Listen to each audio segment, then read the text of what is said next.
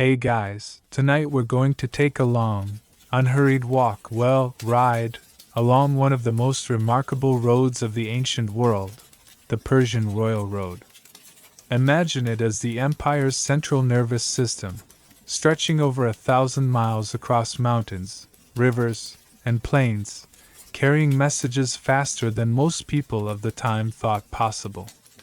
We'll start where the dust lies thick and the air smells faintly of leather and oiled wood, and end, many hours from now, with the echo of hooves fading into the dark. You probably won't survive this in real life, not because of bandits or imperial politics, but because you'd be saddle sore halfway through day one. So, before you get comfortable, take a moment to like the video and subscribe, but only if you genuinely enjoy what I do here. And if you're listening right now, tell me your location and local time in the comments. I love seeing where in the world you're tuning in from. Now, dim the lights, maybe turn on a fan for that soft background hum, and let's ease into tonight's journey together. You start on a stretch of packed earth that gleams faintly in the early light, wide enough for a team of horses to pass comfortably. It's quiet here in the first hour after dawn, just the occasional clink of a bridle chain, the faint murmur of voices from a way station behind you. The Royal Road isn't just a dirt track. It's been planned, graded, and maintained, with shallow drainage ditches to one side and stone markers at intervals. Mainstream fact: built under the reign of Darius I in the 5th century BC, the Persian Royal Road linked Susa in the east to Sardis in the west, enabling couriers to carry royal decrees across the empire in about 7 days, a staggering speed for the time. A rider passes at a steady canter, his horse's hooves kicking up small clouds. He wears a short, belted tunic in muted crimson, the hem stiff with embroidery. His saddlebags are neat and symmetrical, the leather dark with use. Quirky tidbit: some couriers reportedly carried small bells on their saddles, not to warn people to clear the road, but to announce their arrival at way stations so that fresh horses could be prepared without delay. You think you hear such a bell now, faint and tinkling in the distance. Historians still argue whether the Royal Road was primarily a military tool or an administrative lifeline. Some claim it existed mostly for the swift movement of troops. Others see it as a symbol of imperial order, a way to make the empire feel smaller and more connected. As you walk, the packed surface beneath your boots has a different rhythm than loose soil. It feels purposeful, almost confident. Small tufts of grass press up along the edges, and every now and then you see a wagon wheel groove hardened into the dirt. The air is cool now, but you can feel the promise of heat and the sun climbing behind you. A small group of traders passes, their pack animals loaded with rolled carpets, brass pots, and baskets of dried figs. They nod as they pass, voices low, keeping their attention on the road ahead.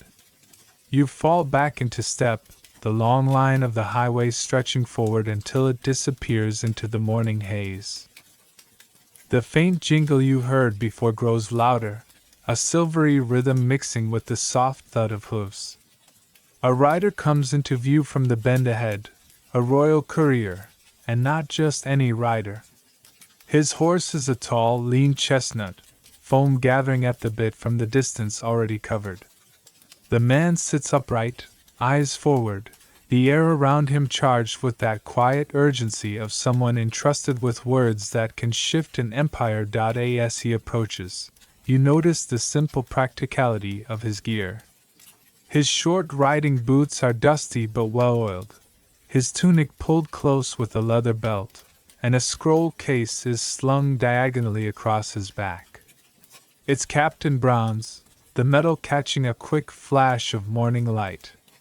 There's a faint smell of horse sweat and oiled leather as he passes, a scent that somehow speaks of discipline. Mainstream fact: the mounted couriers of the Achaemenid Persian Empire worked in relays, with fresh horses and riders stationed every 15 to 20 miles along the royal road. Herodotus himself wrote that, "Neither snow nor rain nor heat nor gloom of night stopped them from making their appointed rounds," a phrase that would echo centuries later in the unofficial motto of the U.S. Postal Service.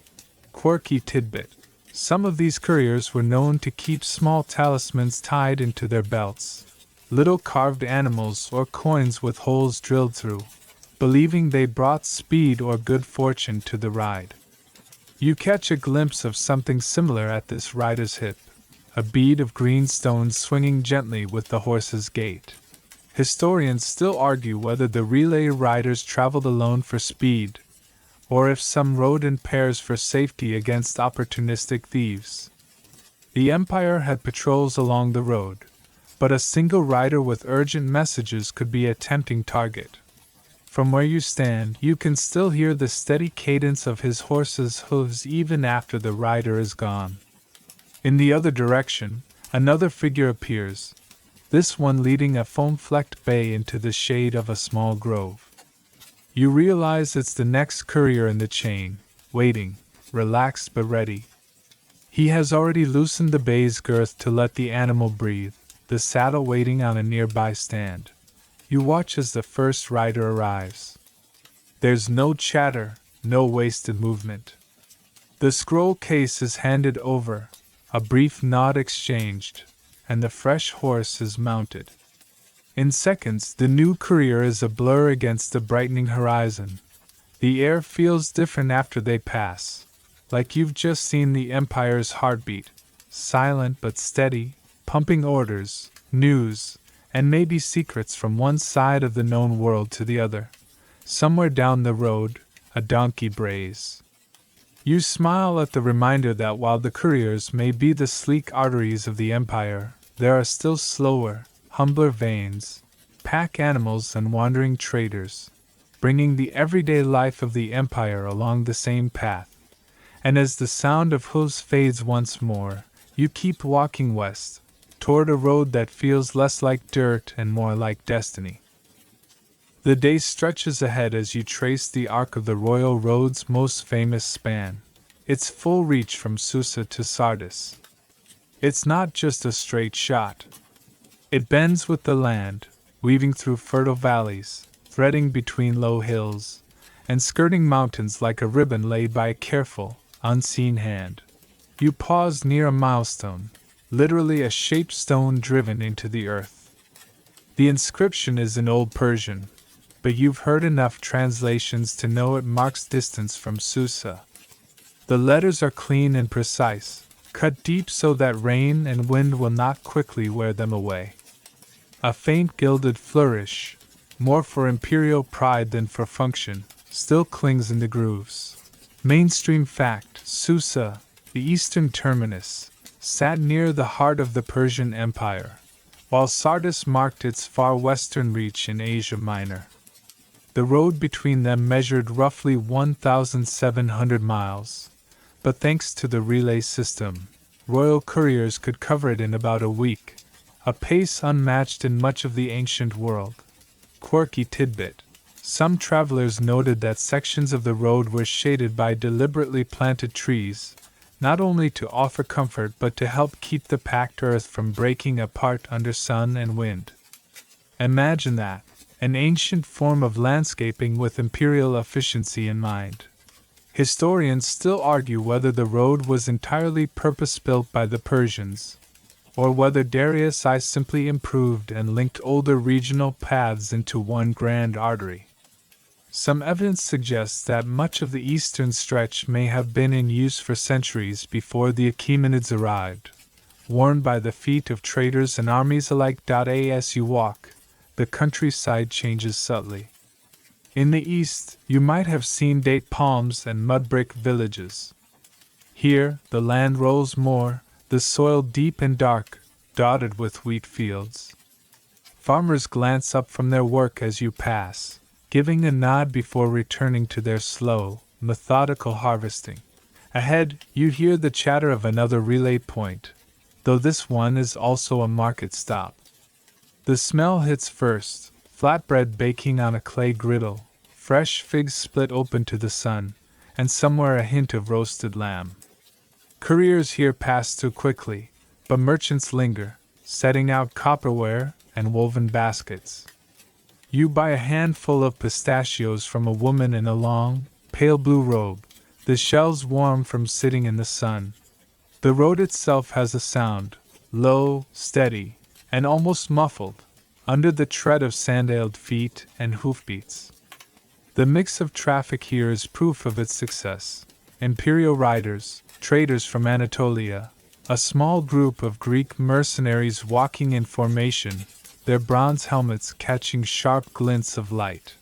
For a moment, you stop and look both ways. Eastward, toward Susa, the road runs straight until it curves beyond a distant rise. Westward, toward Sardis, it's the same, a narrowing ribbon disappearing into haze. You can feel the weight of history in that symmetry, an entire empire connected not by lofty speeches, but by the steady beat of hooves on packed earth. You shift the strap of your pack and move on, the taste of pistachios still in your mouth, the sun warming the road under your feet. Dawn is a gentle conspirator here, lifting the edge of night just enough for you to see breath blooming from horses and steam climbing from a big copper kettle set over coals. You've reached a relay station, a square of mud brick walls around a hard-packed yard, a low gate facing the road, and inside, everything tuned to one purpose: make minutes behave. It smells of hay, leather, and hot water poured over yesterday's dust. A sleepy starling complains from the rafters, as if nobody warned it about the postal schedule of kings. You stand just inside the gate and watch the choreography unfold. Two grooms lead out a matched pair of mounts already half awake, their ears swiveling toward the yard like little weather vanes. A stable hand works down each horse with a wisp of straw, then his palm, checking shoulders, girth marks, and the soft groove where the bit will rest. He rubs a thumb along a tendon, as careful as a scribe reading an old line. There is a rhythm to good horsekeeping that doesn't need drums. Touch, glance, nod, move on. On a bench by the door, a young clerk is warming sealing wax with a tiny coal pan. He has a reed pen tucked behind one ear and ink-stained fingertips he keeps trying to wipe clean on an already ink-stained cloth. A wooden tray beside him holds clay bully, the small, bread-thick discs that will receive the imprint of a signet. He yawns, catches himself, and yanks his posture upright when a supervisor passes with the speed of a cloud's shadow. Mainstream fact. Herodotus describes the Persian courier system as a relay in which mounted messengers exchanged horses at stations spaced roughly a day's journey for ordinary travelers, about 15 to 20 miles apart, so that royal dispatches could traverse the empire at astonishing speed. He marvels that neither snow nor rain nor heat nor night kept them from their rounds. The line has survived 2,500 years because the habit did. Along the wall, saddles hang in orderly ranks, tree pads, girths, and breast bands stacked so the next rider can gear up without hunting. A boy tends a pot of barley mash, stirring with a short paddle. Another refills leather buckets at a cistern and lines them exactly 2 handspans apart. Somewhere behind a door, you hear the soft clack of a counting board. Time is measured here in hoofbeats, yes, but also in pebbles moved from one groove to another. The night rider arrives first, dust-frosted cloak, face set in that practical mask of someone who's been awake since stars learned their names. He doesn't dismount until a groom has the bridle. The dismount and the transfer happen in almost the same breath. Scroll case off, new scroll case on, strap crossed from left shoulder to right hip. There's a brief tug to judge weight, then a double pat to feel that the cap is seated and the cord tied. You admire how little language the exchange requires, hands doing what mouths would only slow. quirky tidbit.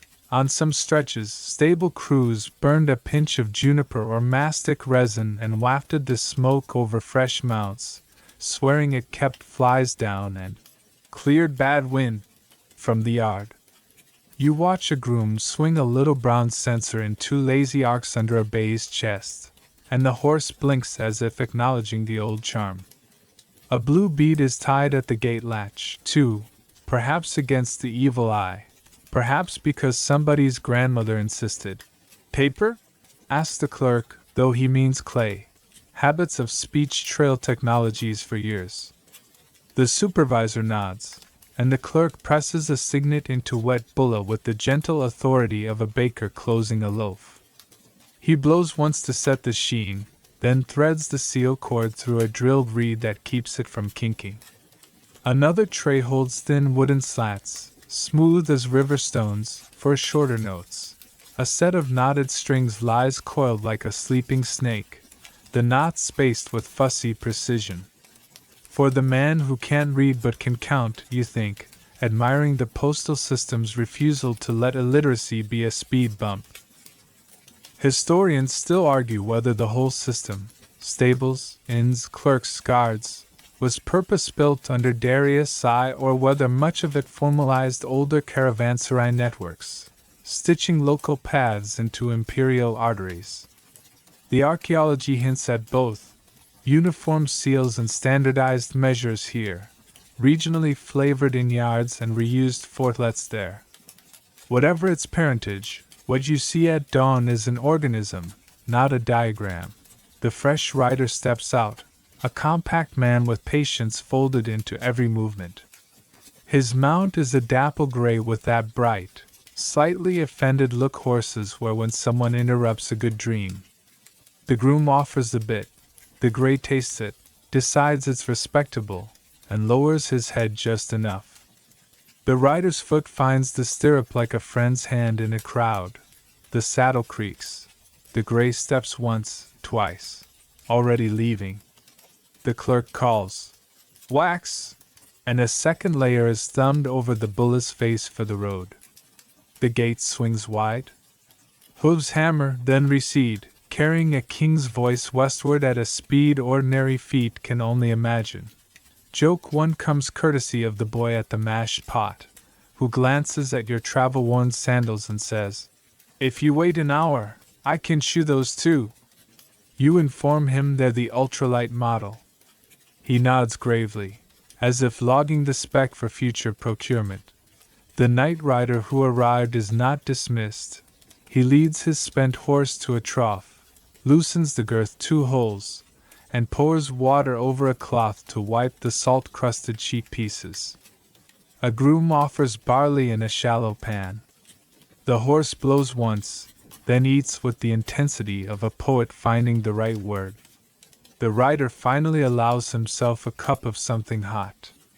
The supervisor allows himself nothing, which is how supervisors maintain their field habitat. On the far side of the yard, a pair of guards lean on spears and try to look ornamental. Their lamellar vests clatter slightly when they straighten. One checks the wall tower slit for the 3rd time. One watches the road with the attention of a cat considering a windowsill. You catch the glint of iron caltrops in a basket by the gate. Insurance against anyone who thinks a royal road is a free road. A merchant train idles outside, waiting for the brief storm of courier business to pass. Pack mules talk to each other in the language of ears and tails. A woman with a basket of dates negotiates with the station cook for a kettle's worth of hot water. The cook sets down his ladle like a man laying down the law, then immediately relents and takes 2 dates for his trouble. Joke 2 is older than empires. A groom slaps a horse's rump with a towel and says, "Move, great lord," in a tone that would get him flogged if addressed to an actual great lord. The horse flicks a tail and executes an unhurried royal progress to the hitch line. You drift into the shade of the colonnade that hems the yard. Posts are marked with shallow cuts, some to track the day's horses shod, some, you realize, to tally the moments between arrivals. You trace one set with a finger, 5 lines, then a cross stroke, again and again, like someone carving music in slow meter. A schedule is not only a promise to be on time, it's a story about not disappointing the future. Mainstream fact again, folded into the scene. Many stations doubled as inns, rest houses, offering water, bread, and a mat to travelers who could pay or persuade. They were not meant to be inns in the modern sense. Their first allegiance was to the king's dispatches. Yet over time, such places became fonts of rumor and news, as vital to merchants as to satraps. You can hear the news here without asking. A satrap's marriage, a levy due after harvest, a bridge washed out a week east, a rumor of Greek unrest no one pretends to believe and everyone repeats anyway. The clerk finishes a line on his tally tablet and sands it lightly so the ink won't smear. He catches you watching and, impulsively, shows you the code marks for destination and urgency. Tiny wedges at the edge of the wax that tell a receiving station how to treat what it hasn't read. Clever, you think. The road speaks even before the letter does. Joke 3 sidles, and when the supervisor, who has not smiled once, picks up a bell to test its tone and produces a perfect little ting, the clerk says, deadpan, "Sir, plays very well." The supervisor's mouth twitches 1 millimeter toward mercy. That counts as thunderous laughter at this hour. By now the sky has gone from pewter to pale gold. A breeze schemes the yard, lifting the smell of straw and hot grain. Somewhere a dove invents a 3-note hymn to bread. The next rider is due in 13 heartbeats, 15, if the gray ahead like the first mile too much, and the gate crew stands as one, hands on wood, eyes on the road's lip where riders spring into view like thoughts that just remembered themselves. You feel the station's purpose in your chest, not haste for its own sake, but the relief of doing one thing entirely. Horses are ready, seals warmed, hands prepared to receive and to release.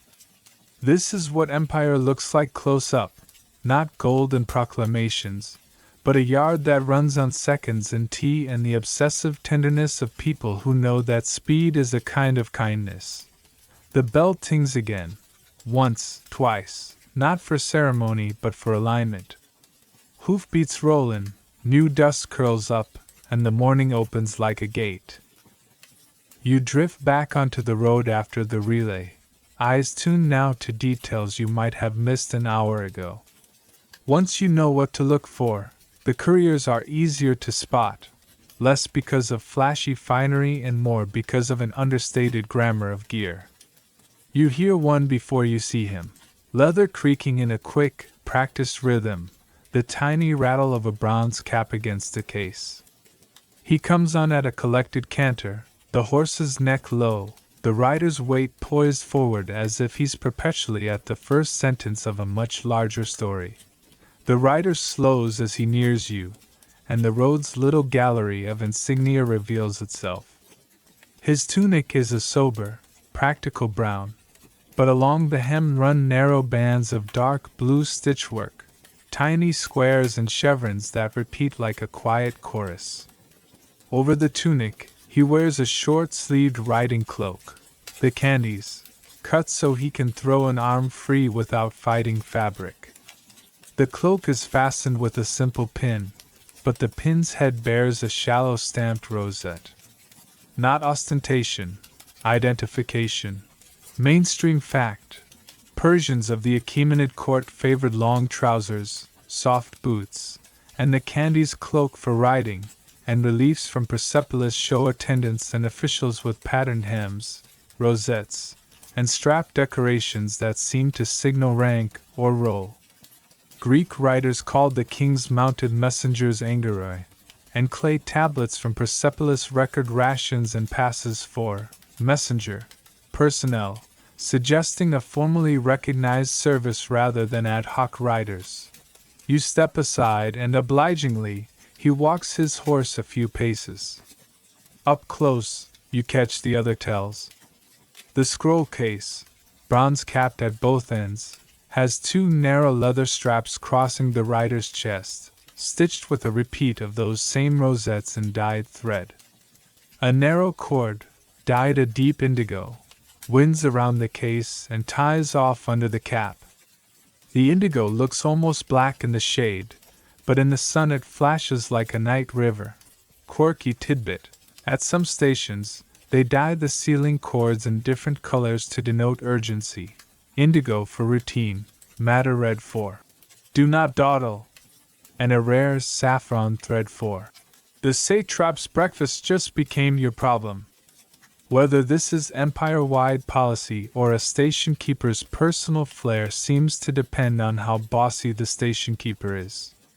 You've already met two who would color-code the weather if the sky would sit still. The rider dismounts to water his horse and unfastens the cloak, shaking dust from the hem with a snap. Underneath, his belt is plain leather except for a small oval plaque, burnished smooth where a thumb might press before mounting. The plaque bears a stamped wing disc, Ahura Mazda's emblem, rendered with enough clarity to tell you this isn't a market trinket. The buckle's back plate has two little teeth that bite into the belt holes and leave a double mark you could recognize at a glance. Useful when a supervisor stares down a row of belts and wants to know who belongs here.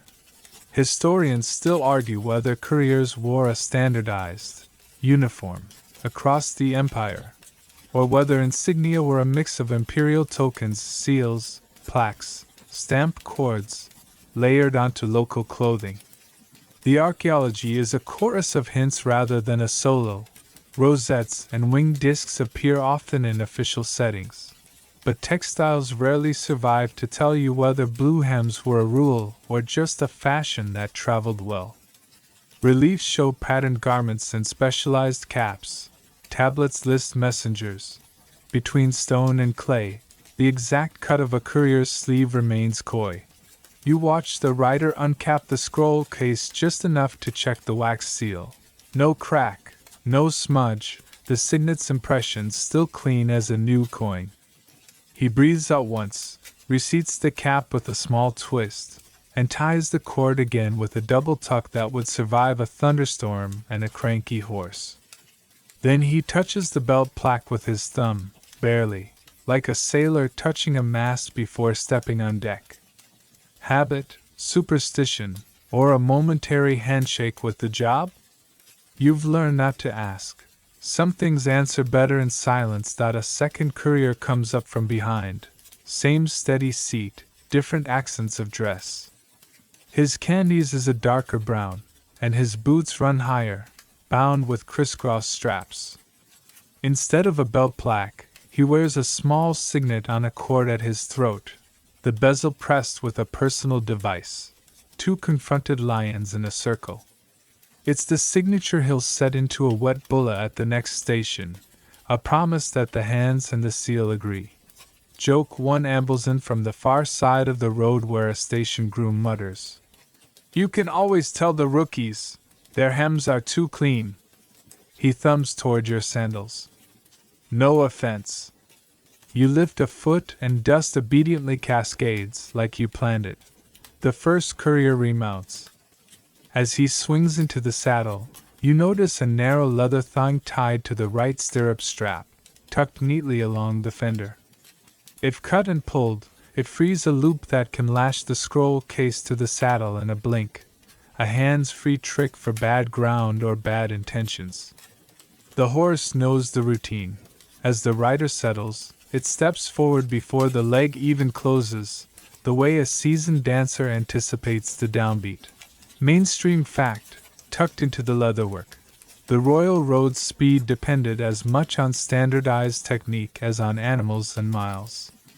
Relays only work if the next rider recognizes the knot, the seal, the token, the timetable, and the horse can be tacked the same way as the last. The Empire's real uniform may have been muscle memory.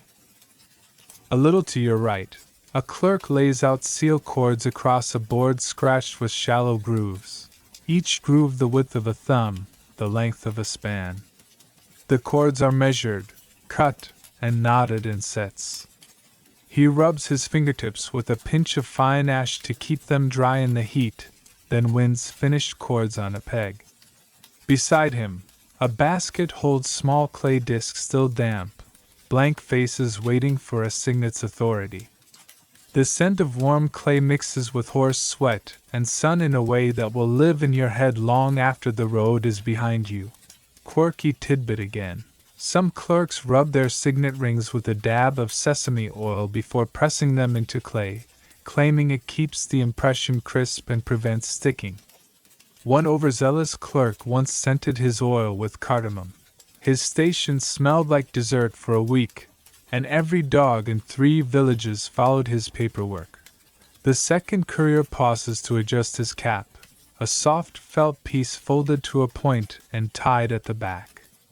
A narrow band stitched in dark thread runs around the base, and if you squint you catch a repeating wedge motif, perhaps a station mark, perhaps a weaver's pride.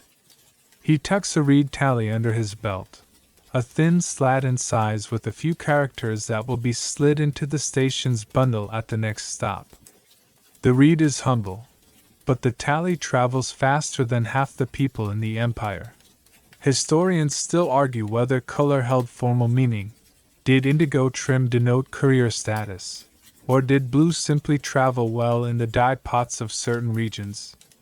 Was the winged disc on belt plaques issued by the court, or purchased locally from workshops that served everyone who wanted to look official? Inscriptions settle some questions, but cloth almost never gets a vote. What the road does give you is repetition, motifs that recur too often to be accidents. You take a last inventory for your own satisfaction. Bronze-capped case, cross-chest straps with rosette stitch, belt plaque or signet, dyed cord, felt cap with modest trim, soft, high boots strapped for hours in the stirrup, a knife tucked where it won't argue with a gallop, and less visible than any of those. The posture of a person who measures days and stations instead of sunsets. Joke 2 saunters by when a merchant, watching the riders switch, whispers to his mule, "See? That's how you pass a burden without a speech." The mule stares, unimpressed, and continues being professionally pessimistic. The first rider gives a small, almost ceremonial nod to the station's supervisor, respect paid and returned without flourish, and the gray leaps forward, hooves striking the packed earth with that hollow, promising sound you've learned to love. Dust lifts like a pale veil and settles again, and already the next clerk is warming wax. You fall back into step, attuned now to tiny tells along the road. A forearm band with stitched rosettes, a knot tied left over right, a belt edge beveled to keep from catching when you vault aboard. The Empire's speed isn't only in horses, it's in agreements small enough to fit on a buckle. Joke 3 gets its tiny drumroll when the groom who teased your sandals offers a parting salute. If you find a rosette on your hem by nightfall, the road adopted you. You promise to walk crooked so the stitcher misses. He grins. You won't. The road likes straight lines. By midday, the sun flattens shadows and makes metal glint. You catch one last flash of bronze from a receding case lid and think about how much meaning rides inside that cylinder. A king's order. A tax ledger. A letter home from a clerk who learned to dry his fingers with ash and accidentally perfumed a province. Uniforms, badges, cords, seals, each small, each modest, all conspiring to make distance behave. The hooves fade, and the quiet swells back. You breathe it in, dust and dye in a thin thread of warm wax, and keep on west, where the next station already has your minute waiting. By midday the road has flattened into a broad ribbon of pale dust, the heat lifting in soft, shimmering veils. You squint ahead and see the dark silhouettes of something crossing, a small caravan, moving at that unhurried, swaying pace of beasts built for endurance rather than speed. The lead animal's long neck tilts, a gait unfamiliar here. It's a camel, its humps rocking gently, head tossing as if flicking away a persistent thought. This is not the camel's native stomping ground, you recall. Their imports along this stretch, borrowed from routes farther south and east.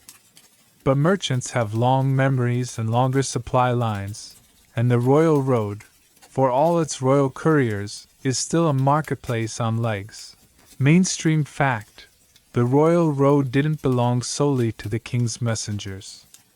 Traders from India brought spices and fine cotton, Lydians dealt in silver and dyed wool, and camel caravans carried goods that horses could not bear in such bulk. These merchants moved more slowly than the couriers, but often stopped at the same stations to water their animals and barter for provisions. The caravan leader raises a hand in greeting as you step to the side. His robe is a faded saffron, sun-bleached to pale gold, and a deep blue sash holds a curved dagger against his hip. His face is lined and calm, eyes squinting as though he has spent half his life measuring horizons. The camel behind him carries a high load of baskets, plated reeds swollen with dates and small amphorae sealed in resin. Quirky tidbit: some merchants traveling this road tucked small bells into their packs, not unlike the couriers, but for a different reason entirely. They believed the tinkling would ward off mischief from roadside spirits. Whether it works on tax collectors is not recorded. Historians still argue whether the Persians actively encouraged this merchant traffic for economic gain or tolerated it as a byproduct of empire. Some records suggest customs posts and duties. Others hint at a laissez-faire approach, with imperial interest focused almost entirely on speed and security for official messages. You walk alongside the caravan for a while, enjoying the shade that the camels cast, brief and patchy though it is. The leader points out a copse of trees to the north. Tamarisk, he says, where a spring runs sweet. Travelers and merchants alike know it, and so do the couriers. Even an empire running on deadlines makes room for a good drink of water. The camels make a sound that's somewhere between a groan and a sigh, deep in their throats, as if sharing private grievances about the heat. One swings its head your way, eyes half-lidded, appraising you with the faintly judgmental air of an experienced traveler. You nod back. Respect where it's due. Joke one comes when the merchant gestures toward your feet and says, "That dust will live in your sandals longer than I'll live in mine." You tell him you'll sell them back to the road as antiques. The air smells faintly sweet now from the date baskets, and as the caravan halts near a shallow ditch to rest, the merchant offers you a handful. The dates are sticky and warm, their sugar dissolving like slow sunlight on your tongue. In return, you tell him of the relay station you passed earlier. He nods, says he might camp there for the night if the yard has room. A pair of pack boys chase a runaway goatskin water bag, their shouts rising into laughter. One stumbles into the ditch, splashing mud onto his tunic. The caravan leader scolds them with a voice like gravel and affection, the way a man does when he's scolded the same boys every week for years. Mainstream fact again: alongside way stations for couriers, there were caravanserais or simple rest stops catering to merchant traffic. These provided shelter, fodder, and sometimes rudimentary markets, nodes where gossip and goods changed hands.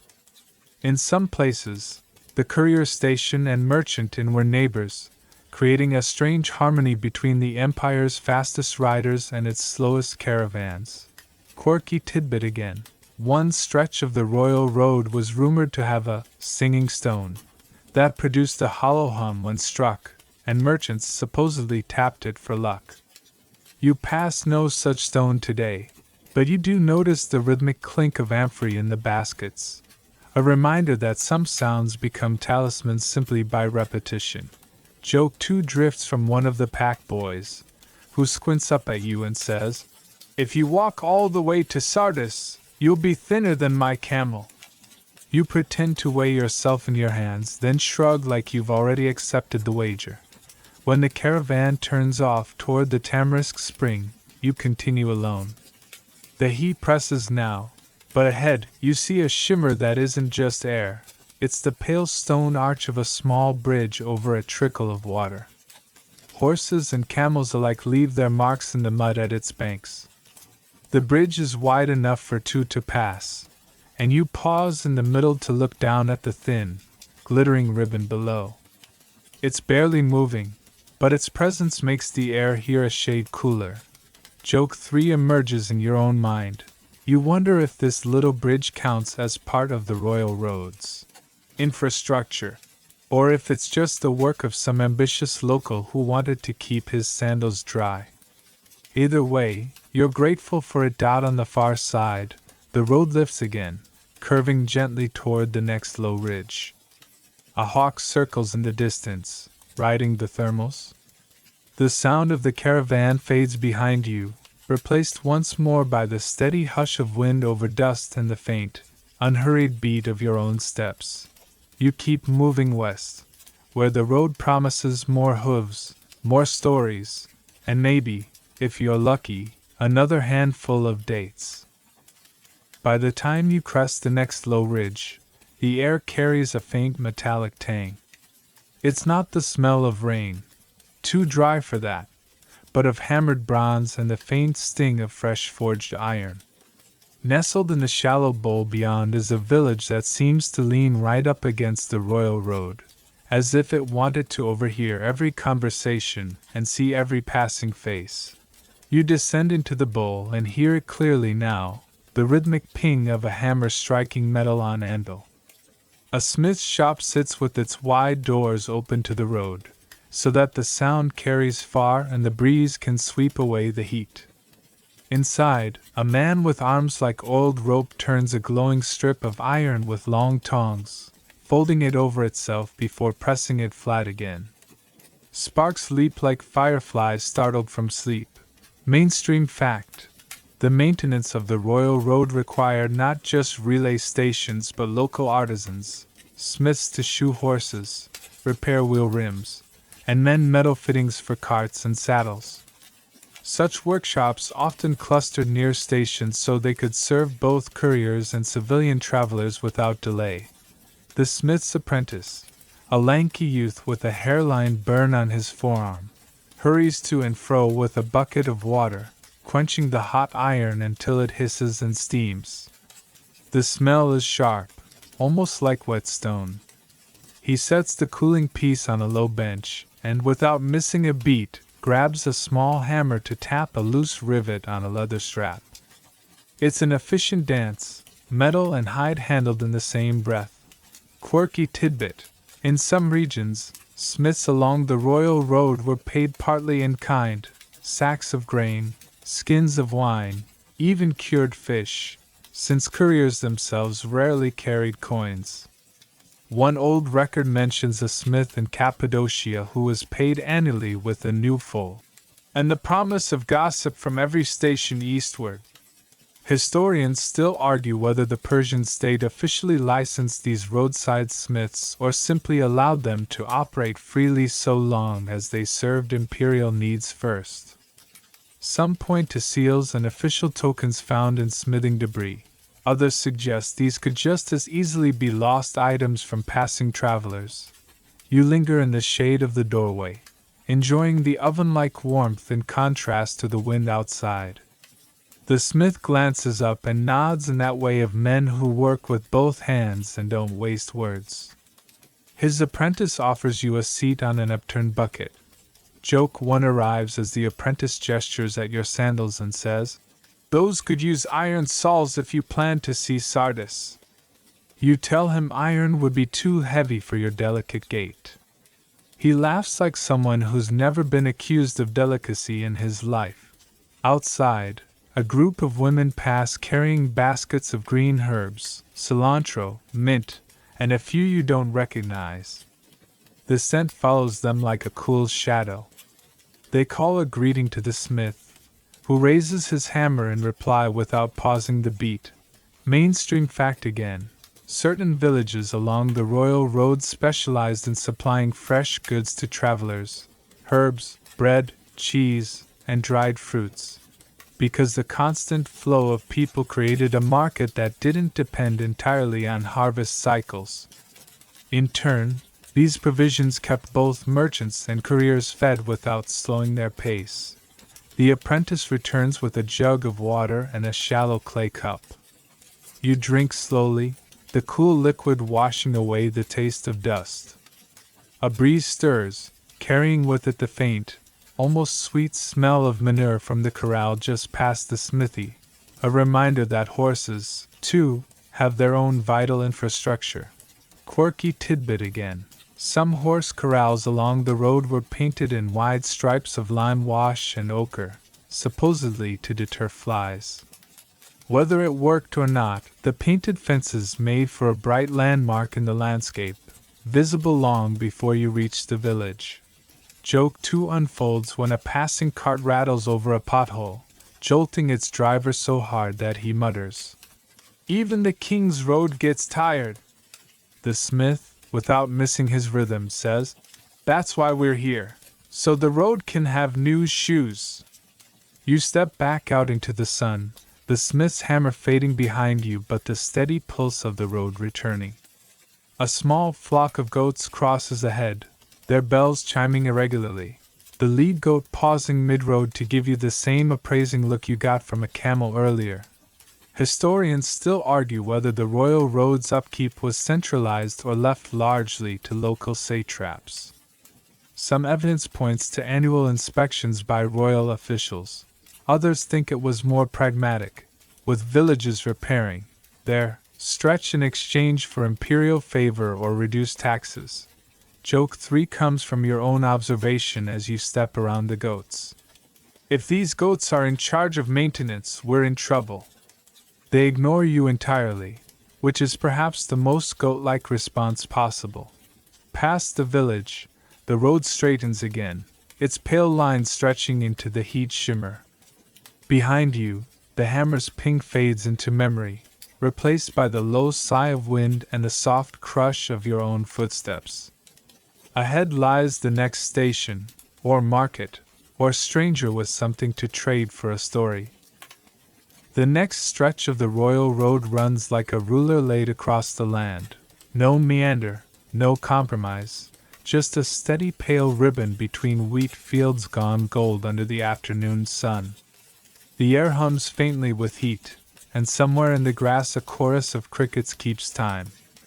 Every so often you pass a milestone, an upright block of stone, its edges softened by years of wind and touch. The carved characters are shallow now, but you can still make out the neat verticals and horizontal cuts that spell distances in parasangs. Mainstream fact: a parasang was a Persian measure of length, roughly 3.5 to 4 miles, and the royal road was said to stretch about 1,677 miles from Sardis to Susa. Milestones marked progress not just for couriers but for any traveler who wanted proof that they were, in fact, getting somewhere. The milestone ahead is shaded by a squat, gnarled tree, probably older than the road itself. Beneath it, a man in a travel-stained robe leans against the trunk, fanning himself with a folded reed mat. His donkey, tied to a root, twitches its ears at flies. The man raises a hand in greeting, and you pause in the tree's shadow, grateful for the sudden cool. Quirky tidbit: some milestones were deliberately placed beside trees or springs, serving as both waymarker and resting spot. One Greek traveler complained that certain milestones were so comfortable as meeting places that he suspected locals deliberately slowed journeys for gossip.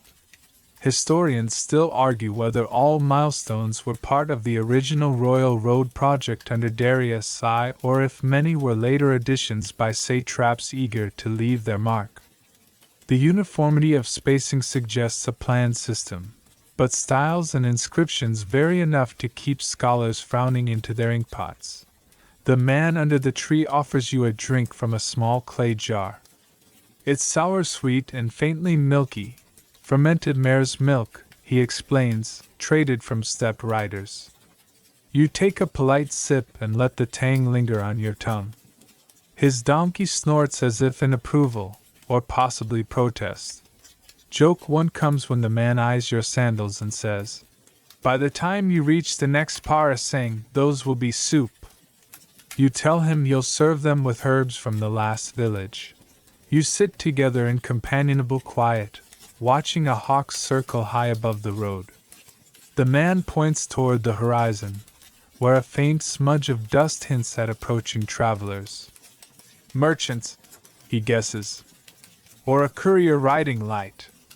If it's the latter, you'll know from the way they don't look at anything that isn't ahead.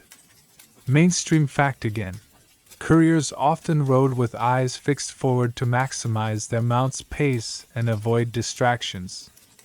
Observers along the road learned to tell at a glance who was on official business and who was merely traveling. The dust resolves into two riders, lightly armed men on lean horses. They slow as they pass, nodding once, the gesture somewhere between greeting and acknowledgement of shared road space. The donkey flicks an ear at them but remains unimpressed. Quirky tidbit again. Donkeys along the royal road were sometimes fitted with small leather ear caps, both to deter insects and, according to a few sources, to keep them focused on walking instead of gawking. Whether that worked or was simply an owner's optimism is unclear. Joke 2 slips in when the man says, "If my donkey could ride a horse, I'd have made him a courier years ago." The donkey's expression suggests this is a career path it has considered and rejected. When you rise to go, the man offers a parting gift, a small, smooth pebble from the stream bed nearby. "For luck," he says. "And so you'll remember that some parts of the road are meant for pausing." You tuck it into your pouch, feeling its cool weight. Historians still argue whether milestones were primarily functional or had symbolic meaning, tokens of imperial order meant to impress as well as inform. Some point to inscriptions praising the king's reach as evidence that they were as much propaganda as practical measure. The road ahead glows pale in the low sun. Behind you, the tree's shadow shrinks, and the milestone stands alone again, its carved marks fading toward illegibility. You take a last glance back and imagine how many sandals, hooves, and wheels have passed that same point, each one leaving no more than a puff of dust and a memory. Joke 3 lands in your own thoughts.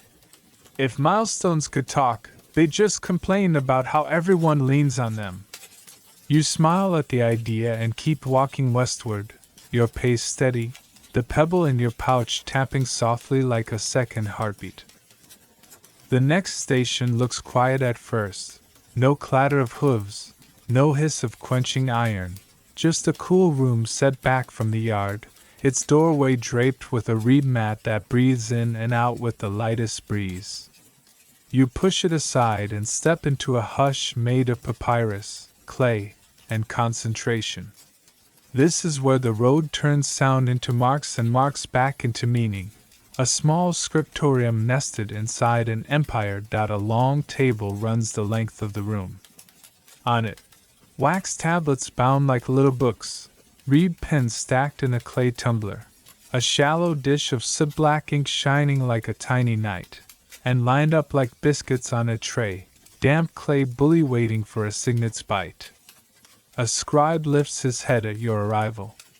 He's narrow-shouldered, ink-stained, with the careful stillness of someone who has learned to let his breath finish a line before his hand does. Mainstream fact: across the Achaemenid realm, Aramaic functioned as a practical lingua franca for administration.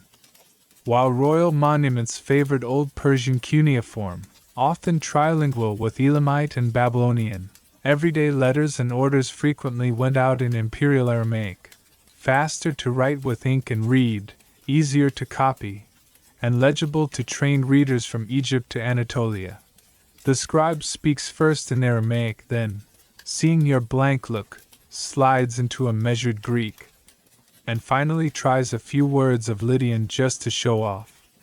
He gestures to the messenger's tube on the table, unties the indigo cord, you recognize the hue, and rolls out a strip of parchment. With one fingertip he smooths its curl. With the other he taps a second sheet nearby where the same order has already been copied into the local tongue for a satrap's deputy who reads nothing but Phrygian. Quirky tidbit. Ink recipes were the alchemy of the day. Lampblack mixed with gum arabic and a wink of water for a rich black. Or gall ink, brewed from oak galls and vitriol for a brown that deepened as it aged. Some scribes dusted fresh writing with powdered sandarac resin to keep it from smudging. Others rubbed a page with pumice before writing so the surface would take ink like a polite host taking a coat. The penknife on the table is not for threat but for trims. A reed nib needs a fresh bite now and then, and you watch the scribe shave it to a neat, wet glint. Historians still argue whether Aramaic's dominance was a deliberate, top-down policy from the court or a bottom-up convenience that hardened into habit because it worked so well. Tablets from Persepolis show multilingual bookkeeping in Elamite and Aramaic. Letters from Egypt show Aramaic orders addressed to local officials who would then pass them on in Demotic. Somewhere between expedience and decree, the empire learned to talk to itself. You settle onto a low stool, and the scribe slides a wax tablet toward you. He presses a stylus into your hand, wooden, blunt, with a flattened end for scraping mistakes, and invites you to write your name. Your letters march across the wax like awkward soldiers. Very distinctive, he says politely. Joke 1 arrives as you compare your scrawl to the courier's speed. Good news, my handwriting slows the empire back down to walking. The scribe's mouth tilts in sympathy. He flips the stylus and smooths your brave attempt back to silence. A second scribe, older and spare, is dictating to a boy who repeats each phrase in a sing-song before committing it to ink. The older man keeps 3 scripts alive at once, Aramaic for the sealed copy, Greek for a mercenary captain's instructions, and a short Lydian note for a local road warden who will understand nothing else. It's a performance, but without applause. The reward is getting the accents right the first time so the horses don't have to run again because a vowel wandered. Mainstream fact again. Herodotus mentions interpreters, Herminius, moving with armies and embassies. The bureaucracy must have had its own tongue men, as well staff who bridged not just languages but scripts, from wedge-pressed clay to brushy lines of ink.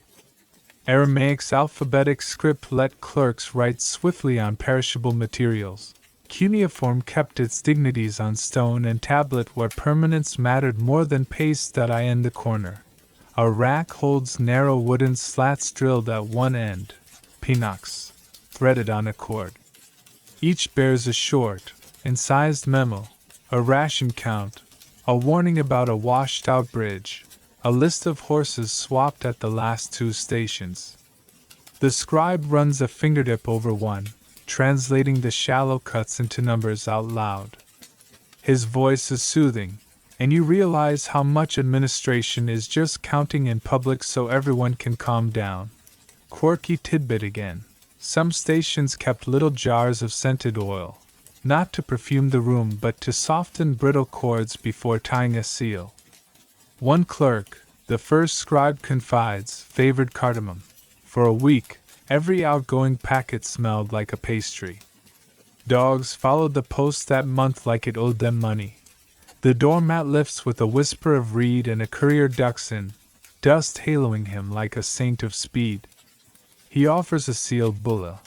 The older scribe examines it, nods at the clean impression of a winged disc, and records the time with a dab of ink on a tally board divided into the daylight's 12 uneven hours. A reed clock stands in a bowl, water dripping bead by bead, while a shadow line creeps across a scratched mark on the floor. The room measures time 3 ways in case one forgets itself. Joke 2 sneaks in when the younger scribe, switching from Aramaic to Greek mid-sentence, says, "Your Excellency's duck. No, deck. No, definitely not duck, of Couriers," and blushes crimson. "Let's not inform His Excellency he owns poultry." The older man murmurs, dry as papyrus. Your smile makes a small, papery sound. Mainstream fact, folded small, many Aramaic letters bear docket notes on their backs.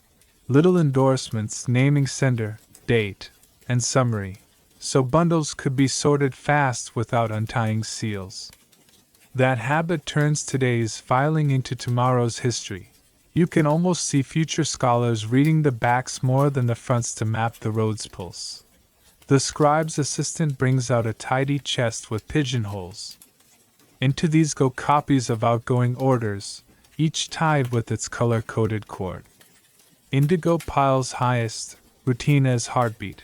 Madder red sits in a slimmer stack, eyes of the room glancing at it as if it hums. A rare saffron loop glows like a tiny sun, someone's bad day wrapped in thread. Historians still argue about literacy. How many could read? How many could sign? And whether clerks trained in centralized schools or learned by long, ink-dark apprenticeship at local desks. Clay archives imply dense pockets of expertise. The road's speed implies those pockets were connected by more than luck. You watch the older scribe correct the boy's letterforms with a single, patient tap. There's your school, a reed, a hand, and a day that won't wait. A woman enters with a basket of reed pens, their tips pre-cut. "From the marsh," she says simply. The scribe tests one, nods, and presses a small token into her palm, a stamped clay chit redeemable for oil at the yard. Economics, you notice, moves in circles just as elegant as scripts do. Joke 3 arrives courtesy of the donkey outside, which brays at a perfectly dramatic pitch just as the boy writes the word for urgent, smearing his line. "Appropriate commentary," the older scribe says without looking up. He's bilingual in sarcasm. Before you go, the scribe shows you something small but kind, a scrap of practice wax where the boy has traced the same word 3 dozen times until it looks less like a spider and more like meaning. "Speed later," the scribe says, tapping the final neat line. "Clarity first." He blows on the ink, sands it with a pinch of resin dust, and threads the copy onto a cord for the next courier. You step back into the yard and the world grows loud again. Hoof on packed earth, a groom's whistle, the clack of a gate. In your pouch the stream pebble clicks softly against the stylus the boy insisted you keep. For homework. The empire rides fast, yes, but it also listens carefully to itself in many voices. A road without scribes is just dust. A road with them is a conversation that stretches from one horizon to the other and arrives, legible, on time. You breathe in the faint scents the room left on you. Gum arabic, warm clay, the ghost of cardamom, and resume your westing, eyes now catching the little signs that say words passed here. Somewhere ahead, a seal will crack, a clerk will nod, a message will become action. Somewhere behind, your name has been smoothed from a wax tablet and given back to silence. The road keeps both, the loud rush of hooves and the quiet scratch of a reed that makes miles obey. By late afternoon, the light has settled into that warm, honey-thick hue that makes shadows stretch and details sharpen. Up ahead, the sound of hooves grows louder, not the steady plod of traders' mounts, but the brisk, clipped rhythm of a horse built for speed. You step aside just as a rider sweeps past, the reins taut, posture forward, every ounce of him committed to velocity. He doesn't even glance at you, proof enough that he's on official business. His mount is lean and sweat-darkened, foam flecking the bridle, the saddle cinched tight with cords that have been retied half a dozen times along the way. Strapped across his back is the cylindrical case you've now seen a few times, the color of sun-baked leather, its mouth sealed with wax and cord. Mainstream fact: the Royal Road's genius lay in its relay system. At intervals, roughly every 15 to 18 miles, fresh horses waited at official stations. Couriers would change mounts rather than ride one animal to exhaustion, enabling them to cover distances in days that would have taken ordinary travelers weeks. Herodotus claimed messages could cross the entire route in about 7 days, a marvel in the ancient world. You walk on and soon arrive at one such relay point. It's little more than a walled yard, a low stable with its thatched roof glinting gold in the sun, and a well in the center. Grooms bustle about, one carrying a feed bucket, another sponging sweat from a horse's flanks. In the corner, a horse stands ready, saddle in place, head tossing, sensing the job ahead. Quirky tidbit: some stations bred distinctive colored horses for the royal service, so that if a courier fell or a mount went missing, locals could spot it instantly. A dun with a black stripe down its back might be known as King's Road Stock, 4 miles around. Historians still argue whether these stations were spaced evenly along the entire route or more closely packed in difficult terrain. In mountainous stretches, some believe relay points stood less than 10 miles apart to account for slower travel, while in flat, open regions they might stretch beyond 20 miles. The station master, a wiry man with quick eyes, watches you with curiosity but no suspicion. He's busy timing the incoming courier, counting breaths, gauging the horse's stride as it thunders into the yard. The rider swings down before the horse has even stopped, tossing the reins to a groom and unclipping the case from his back. The fresh horse is brought forward, and in less than a minute, the rider has mounted again, the case now tied firmly once more. Joke one slips in as you think. I've seen people take longer to order lunch. The spent horse is led to the well, head dipping eagerly into a bucket. Steam rises faintly from its body, the smell of sweat and warm leather filling the air. A groom checks its legs for swelling, running practiced fingers over joints and tendons. It will rest here until it's ready to take another turn, days, perhaps, before it sees this kind of pace again. Mainstream fact again: Persian couriers were said to ride day and night, changing mounts at each station without pause. Fires or signal torches at night ensured stations could see an approaching rider from a distance, and have the fresh horse ready by the time he arrived. In a small covered alcove, a boy oils the leather straps of a bridle. He glances up and grins, showing a missing front tooth. "Fastest horse west of Susa," he says, patting the flank of the dun gelding beside him. You ask if it's his, and he shakes his head. "Belongs to the king. I just keep it handsome." Quirky tidbit again: some stations kept small, carefully groomed dogs, not for guarding, but to bark at the exact moment an approaching rider came into view. This gave the grooms a minute or two to prepare the fresh mount, shaving precious seconds off the exchange.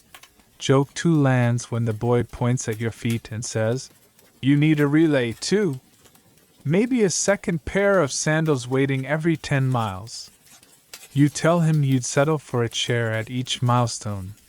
The station master offers you a cup of well water. It's cool enough to shock your teeth, a welcome change from the sun-warmed skins you've been drinking from. He explains that each relay post keeps not just horses but fodder stores, spare tack, and a minimal kitchen for the staff, flatbread, dried figs, and goat cheese being standard fare. Historians still argue whether all these relay points were built at once under Darius I or gradually added as the empire's needs grew. Some archaeological sites suggest earlier structures adapted to the purpose, their original functions now lost to memory. Joke 3 is a quiet one you tell yourself as you watch the fresh horse paw at the ground, eager to run. If I had 4 legs and a job like that, I'd probably still be late. When you leave the station, the road feels different underfoot, its packed surface smoother here, as if the constant pounding of Courier hooves has pressed it into something almost like stone. You walk in the grooves of an empire's heartbeat, each hoofprint ahead of you a little echo of urgency fading into the horizon. The sun dips lower, and somewhere ahead another rider is already closing the gap, chasing daylight with a message only he knows. The road stretches on, steady and sure, as if it's already prepared for him. The air cools slightly as the sun tilts west, shadows lengthening like dark fingers reaching across the road. You begin to notice that the ground here is different, less of the pale, dusty clay you've been walking on, and more gravel mixed with larger flat stones, fitted neatly in a way that looks deliberate. The rhythm of your steps changes too, the soft thud giving way to a muted clack. Mainstream fact: portions of the Royal Road were paved, especially near major cities or in areas where heavy rain could turn dirt into sucking mud. The Persians used local materials, stone slabs, gravel, or tamped earth bound with lime, so the surface varied from region to region. These paved stretches allowed not only for smoother travel but also for better drainage, meaning the road held up season after season. To your left, you spot the low silhouette of a watchtower. Its base is stone, rising to a square wooden upper floor where a faint wisp of smoke curls into the sky. The structure's shadow stretches across the wheat fields like a sundial marking late afternoon. You head toward it, curious, and as you near, you can hear faint voices above, carried down by the wind. Quirky tidbit: some watchtowers along the Royal Road doubled as signal stations, using smoke by day and fire by night to relay messages quickly between points. The system could not carry complex messages, just a few prearranged signals, but it was enough to warn of approaching danger or announce the arrival of an important envoy. Historians still argue whether these towers were manned constantly or only during periods of unrest. Some believe they were staffed in rotation by local militias. Others think a permanent garrison, however small, was kept in place to maintain readiness. A guard in a short-sleeved tunic leans out from the upper platform, waving at you. His beard catches the sunlight like a bronze fringe. "Thirsty?"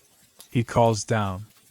You admit you are, and moments later he emerges from the doorway at ground level, carrying a jug and 2 small clay cups. Joke one lands as he pours, remarking, "The water's cold enough to wake the dead, but don't try it on them. Too much paperwork." You sip slowly. The water is indeed cool, drawn from a cistern in the tower's shaded base. The guard explains that they keep extra barrels for messengers, soldiers, and the occasional wandering soul who, like you, happens along on foot. He nods toward the road. "You'll see it better from above."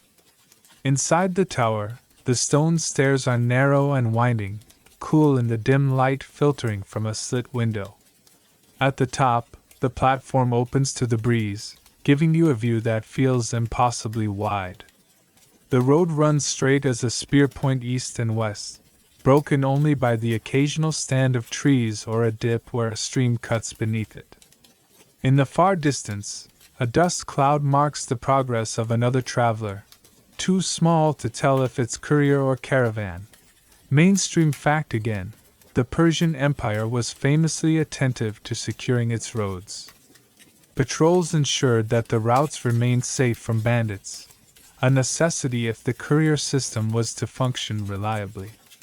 Herodotus noted that neither snow nor rain nor heat nor darkness stopped these messengers, a sentiment that much later became the unofficial creed of another empire's postal service.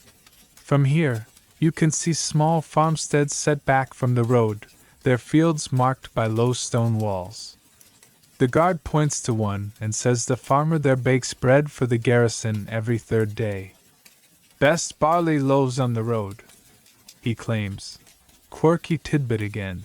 In some regions, roadside farms planted mulberry trees specifically to shade short sections of the road, a courtesy to travelers but also a clever bit of marketing, as shaded spots naturally became popular rest stops for trade. Joke 2 happens when the guard leans on the railing and says, "From here, I can see trouble coming a day away. Sometimes I wish it walked faster so I could get it over with." You take in the sight of the road in both directions, imagining the countless feet, hooves, and wheels that have passed this exact line. Down below, the shadows are lengthening, but up here, the breeze is cooler, scented faintly with the smoke from the guard's small signal fire. Historians still argue whether the signal system was primarily military or if it also relayed urgent civil matters. Some sources suggest it was reserved for the satrap's commands, while others think it could be used to alert any nearby post of approaching danger, regardless of the threat's nature. Joke 3 slips from you as you descend. "If I could see my next meal from here, I'd move my house higher." The guard laughs and says, "In that case, I should be able to smell it too." Back at ground level, you thank him for the water and step back onto the gravel-paved stretch. The stones are warm underfoot but not scorching, and you feel the faint hum of a road that has been carefully kept for centuries. The tower shrinks behind you, its square shadow folding into the fields, while ahead the road gleams faintly in the slanting light, a pale promise against the deepening sky. Before dawn the breeze is cool and honest, but by mid-morning the Royal Road begins its seasonal lecture. The sky clears its throat, the light grows hard, and heat rises in quiet waves that make far stones look like soft bread. Your shadow tightens at your feet, even the crickets switch to a slower metronome. You tug the edge of your cloak up to shade your neck and feel dust settle on your tongue like a reluctant spice. The surface here has been regraded recently. New gravel squeaks under your sandals, and the drainage ditches on either side are scoured clean, waiting for the first real rain to prove their point. A way station ahead sits slightly higher than the road, its mud brick base whitewashed for heat, its reed awning throwing a square of mercy on the ground. A groom fans a horse with a palm mat. A clerk has moved his desk outside, ink jar tucked into a shallow bowl of water to keep it from turning to syrup. Mainstream fact: Persian administrators were acutely seasonal in their thinking about roads.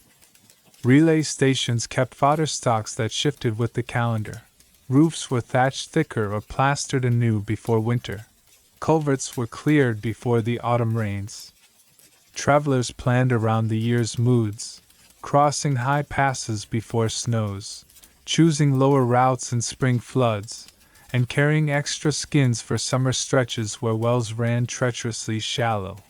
You ease into the awning shade and watch the road perform under heat. Couriers throttle back to a steady hand gallop, saving their mounts for shaded stretches. Merchants bunch their animals and time their rests under lone trees that paint the ground with ragged circles. Two farm boys, sent to deliver bread loaves still wrapped in linen, dart across the glare with the self-importance of emissaries, then collapse into giggles once they find the awning's edge.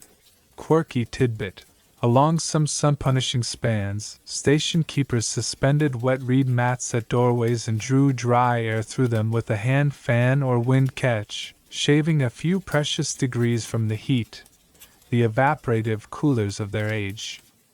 A clerk swears the cool room keeps wax pliable but obedient, and more importantly, keeps tempers from melting faster than seals. You test the doorway and feel a shy kiss of cool air. It's like finding a coin in dust. Historians still argue whether the empire issued official summer kit, lighter cloaks, wide-brimmed felt caps, extra water skins, or whether riders equipped themselves to taste and purse. Reliefs show draped garments and trousers that make sense on hot saddles. Texts show ration lists that swell with water and barley in the blazing months. Somewhere between state policy and stable common sense, people solved heat the way they solve most things. Together, right now. Joke 1 arrives when a groom eyes your glistening forehead and offers a reed fan with ceremonial gravity.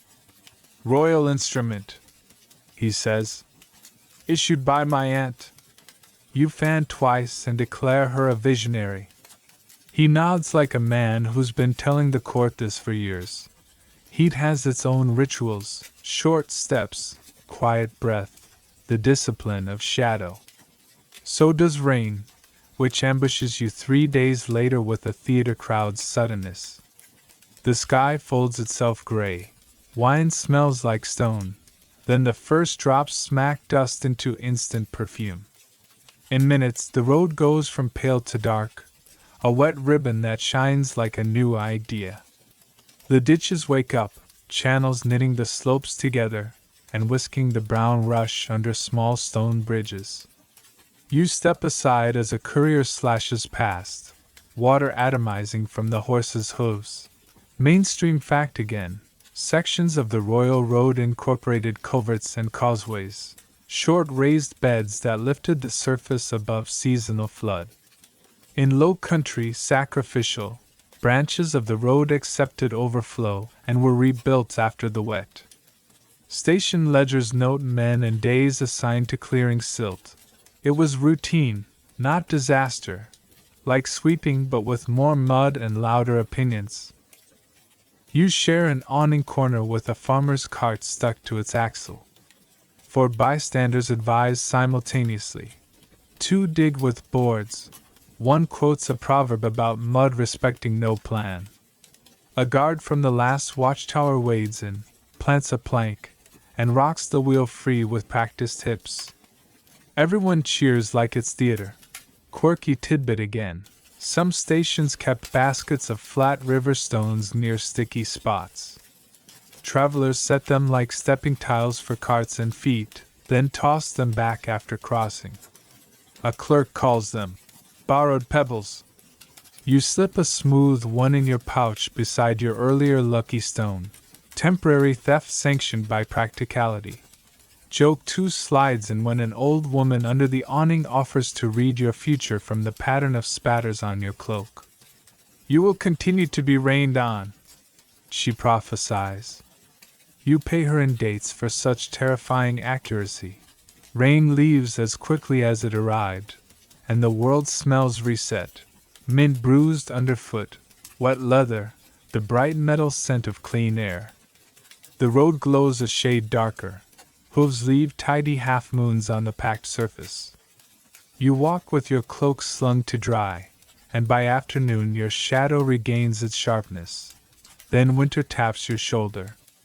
Not a blizzard, just a day that starts with frost filigree on ditch water and breath that goes away.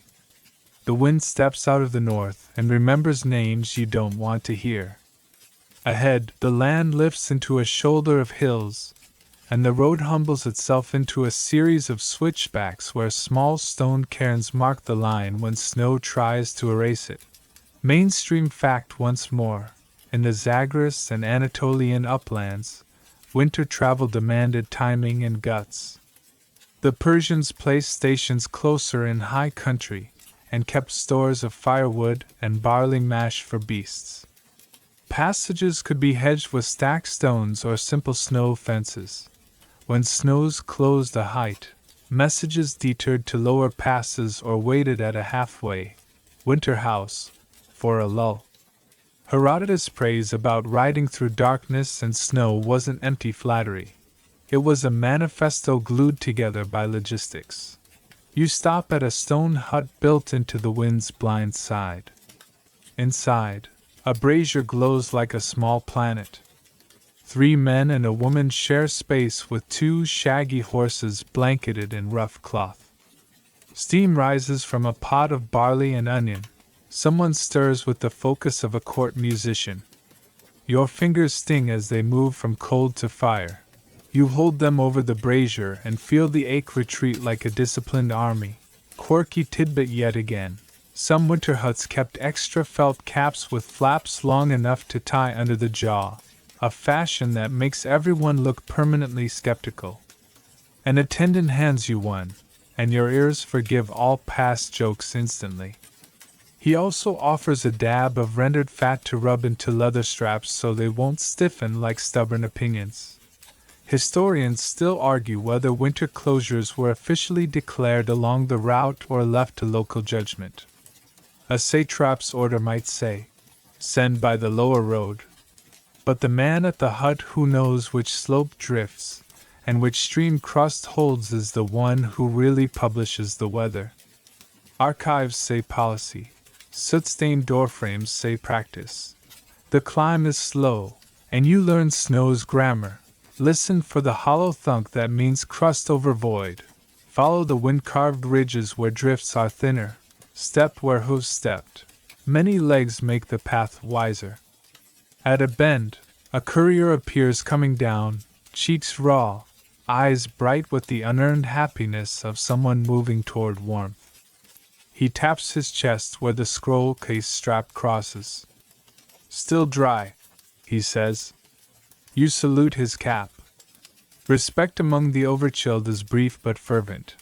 Joke 3 happens when a gelding exhales a fog bank onto your borrowed felt cap, and you declare the cap baptized. The attendant nods gravely. Now you belong to winter. By the next day the road drops, and the season softens. Olive trees appear, their leaves pale as fish bellies in the slanted light. You hand the felt cap back at a warmer station. The clerk stamps it with a little clay chit, inventory with a sense of humor. Heat, rain, snow, the road holds all three like verses in a hymn. Its people hold the counters, reed mats, stone coverts, felt caps, baskets of pebbles, and sing the refrain of preparedness. You walk on, thinking of the many ways an empire domesticated weather, not by crushing it, but by learning its dialects.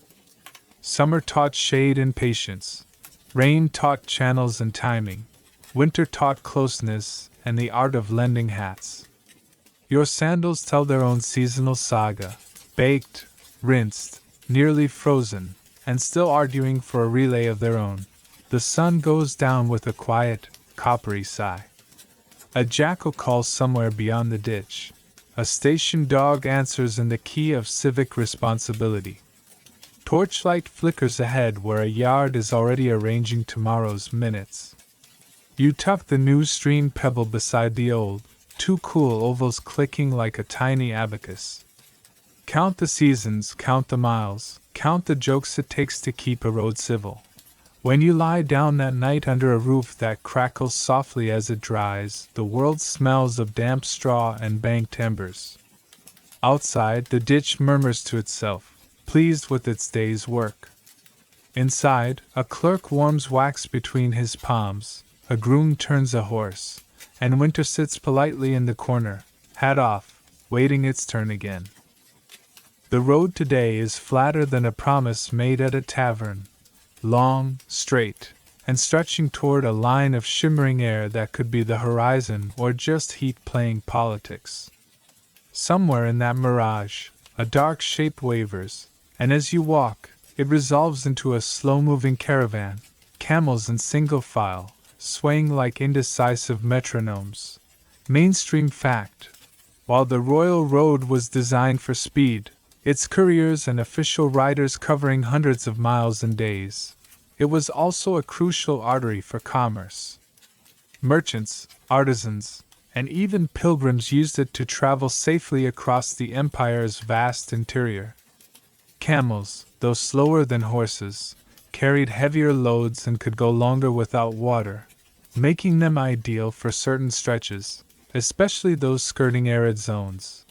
The caravan master, wrapped in a layered indigo robe, raises a hand in greeting as you fall into step beside the train.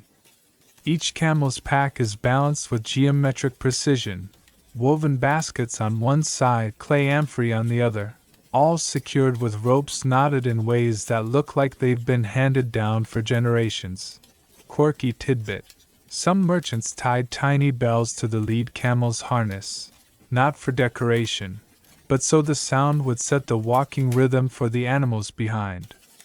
Caravan folks swore the camels kept better pace to a familiar jingle. You hear it now, a soft ting, ting, ting, hypnotic enough to make you forget your feet. Historians still argue how much of the royal road's commercial traffic paid tolls or fees at checkpoints. Some sources suggest royal couriers pass freely, while merchants may have owed goods in kind or coin to local officials, essentially paying for the road's upkeep in the most ancient version of a highway tax. The caravan master tells you they're bound for Sardis, carrying dyed cloth, sesame oil, and 2 amphorae of something he calls very important to a satrap's wife, which he refuses to name. You're tempted to guess, pomegranate syrup? Imported cinnamon? But he only smiles, letting mystery add to the price. Joke 1 comes when a particularly lofty camel turns its head and fixes you with an expression of judgment, chewing in slow motion. You whisper, "I didn't pack you." And the caravan master says, deadpan, he disagrees. The road widens slightly here, marked by 2 shallow ruts where wheeled carts have worn into the surface. One creaks up from behind, a wooden wagon drawn by 2 stocky mules, driven by a farmer ferrying grain to a nearby garrison. He tips his felt cap to the caravan master, who returns the gesture like a salute between trades. Mainstream fact again, the royal road allowed for a mix of traffic, mounted messengers, foot travelers, carts, and livestock, without any official lane division. Priority went to the king's couriers, but in practice, etiquette and local knowledge kept the road's flows smooth. Step aside for the fast riders. Help a stuck wheel. Share a water skin when you can. By midday, the caravan halts in a grove of tamarisk trees, their feathery leaves casting a lace of shade on the ground. A small spring trickles here, feeding a shallow stone basin carved centuries ago to catch water. You join in the pause, cupping cold water to your face until your skin tightens. Quirky tidbit again. Some roadside springs had carved stone ledges where travelers could leave small offerings, coins, beads, or bits of bread, in thanks for water.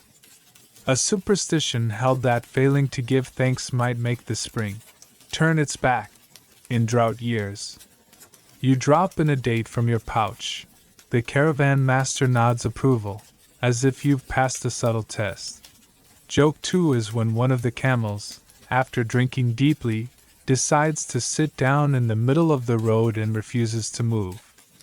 The master sighs and says, "He is considering philosophy." You ask what the philosophy is about, and he says, "That is between him and the dust." Afternoon travel resumes. The caravan's bells faint ahead of you. The road's edges here are dotted with low stone markers, each etched with a symbol: a crescent moon, a fish, a sheaf of barley. These, the master explains, are waypoints in a code older than the empire, signs used by traders to mark safe rest spots or warn of hazards. Not everyone knows them. Those who do rarely speak of them in detail. Historians still argue whether such symbols were informal, merchant-to-merchant agreements or part of an older, pre-Persian infrastructure adapted into the royal system. Archaeologists have found similar marks along pre-Achaemenid trade routes, suggesting the empire inherited more than it invented. Joke 3 drifts in as you pass a particularly faded stone. You ask the master what its symbol means, and he squints before replying. It says, "Don't trust the chicken seller here." He lets you wonder how serious he is. By the time the caravan peels away toward a side road, the sun is low and the air has shifted to that cool breeze before evening. You watch the long line of camels fade into the haze, their bells growing fainter, and feel the road narrow back to its quieter self. The dust settles. Ahead, the royal road stretches on, waiting for the next rhythm, hooves, wheels, or feet, to keep its ancient song going. The land begins to fold into low, rolling hills, each crest revealing another length of the royal road unspooling like a measured ribbon. The air is softer here, brushed with the scent of thyme and wild mint crushed under the wind. Between the hills, the road dips into shallow valleys where thin streams run under modest stone bridges.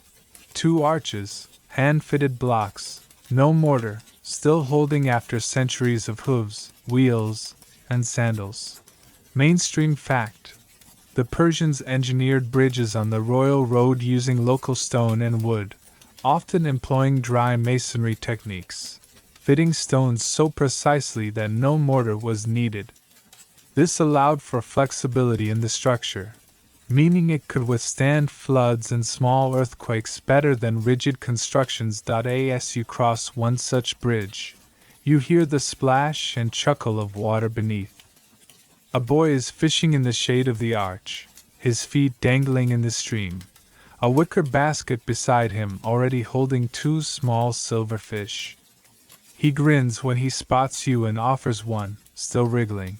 Quirky tidbit: fishing along the road's water crossings was common, not just for food but as a social pastime. Some travelers swore by bridge fish as a lucky meal, claiming it brought safe passage for the next 10 miles. Others thought eating them was tempting fate, as if you were robbing the road's guardian spirit. Historians still argue whether these bridges were part of Darius I's original grand design or if many were pre-existing local structures folded into the imperial route. Some point to stylistic differences: the angle of the arches, the size of the stones, as evidence of regional engineering traditions at work. You thank the boy but decline the fish, citing the superstition. He nods solemnly and goes back to dangling his line, the tip of his reed pole trembling in the current. On the far side of the bridge, the road climbs into a cluster of poplar trees that rustle like distant rain. You catch a glimpse of movement, 2 couriers riding together, unusual enough to make you watch closely. Both wear the leather scroll cases slung across their backs, and both ride at a disciplined, steady trot, fast enough to cover ground, slow enough to preserve their horses.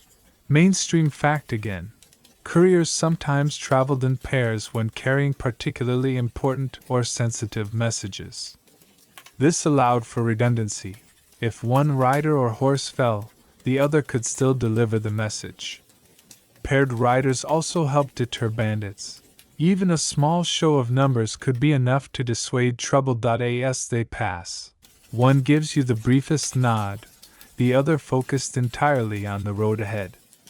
Their horses' tack jingles faintly, a bright counterpoint to the deeper rustle of the poplars. Quirky tidbit again: in some parts of the empire, paired couriers had a nickname, shadow riders, because one always kept the other in sight, no matter how far they stretched their pace. Folklore said a shadow rider could sense his partner's trouble even over a ridge or around a bend. Joke one slips in as you watch them vanish into the trees. I need a partner just to remind me where I put my sandals. The road here is edged with low stone walls, marking orchards heavy with late-season figs. The scent is almost intoxicating, sweet, warm, and faintly resinous. You pause at a gate where a woman in a russet headscarf stands sorting fruit into a wicker tray. She offers you one, and the first bite is a slow flood of honeyed pulp. Mainstream fact once more: orchards near the royal road often benefited from imperial protection. Farmers living close to the route could expect better security for their crops and, in return, were expected to provide supplies, fruit, bread, water, for messengers and soldiers passing through. Joke 2 lands when the woman tells you the figs are too good for couriers, because they'd eat them too fast to appreciate them. You promise to walk slowly to do the fruit justice. Further along, The hills open into a wide, shallow plain where the road runs straight again, flanked by tufts of dry grass. The wind is stronger here, enough to push a faint hiss from the tall seed heads. You spot a roadside shrine, a small square niche in a standing stone, holding a clay lamp and a cluster of dried flowers. Quirky tidbit yet again. Such shrines dotted major roads, often dedicated to protective spirits or minor deities. Travelers left offerings for safe passage or to honor someone lost along the way. The lamps were sometimes lit at dusk by locals, a gesture that doubled as both piety and practical aid for night travelers. Historians still argue whether these shrines were sanctioned by the imperial administration or tolerated as harmless folk practice. The absence of royal inscriptions suggests they were unofficial but widely accepted. Joke 3 emerges when you see that someone has left, alongside the flowers, a small clay figure of a donkey. You mutter, "Guardian of stubborn travelers," and imagine it nodding in agreement. As the sun tilts lower, the wind carries the scent of wood smoke from somewhere ahead. The road dips once more toward a cluster of buildings, likely the next station. The day's miles have passed under your feet like water under the bridge, steady and quiet, each one carrying you deeper into the road's patient story. The station ahead is a low, square complex of mud brick and timber, its walls whitewashed to catch the last of the sun. A row of tether posts stands out front, each loop of rope neatly coiled, waiting for the next relay horses. A boy with a shaved head and a wide grin runs to meet you, calling out something about the stew almost being ready. Mainstream fact: stations along the Royal Road were not just for couriers. They also served soldiers, officials, and even occasional travelers of no particular importance who happened to arrive at the right time. Meals were often simple but filling: stews of lentils or chickpeas, flatbread baked fresh, and whatever vegetables or herbs were in season. The boy leads you into a shaded courtyard where a clay oven breathes heat into the cool evening air. A woman in a saffron headscarf tends to a large pot, stirring with a wooden paddle that could easily double as a boat oar. The scent is rich and earthy, with a faint tang of vinegar and a whisper of coriander.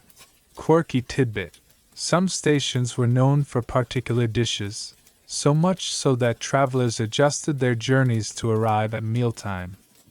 A satrap once complained in a letter that his couriers wasted daylight in pursuit of a favored lentil soup, though the note reads more like envy than reprimand. Historians still argue whether these stations were entirely funded by the imperial treasury or supported partly through local trade and farming. Excavations have revealed storage rooms with surplus grain and amphorae of oil, enough to suggest that station masters were adept at stockpiling, trading, and perhaps skimming a little for themselves. You find a spot on a low bench and accept a clay bowl of stew.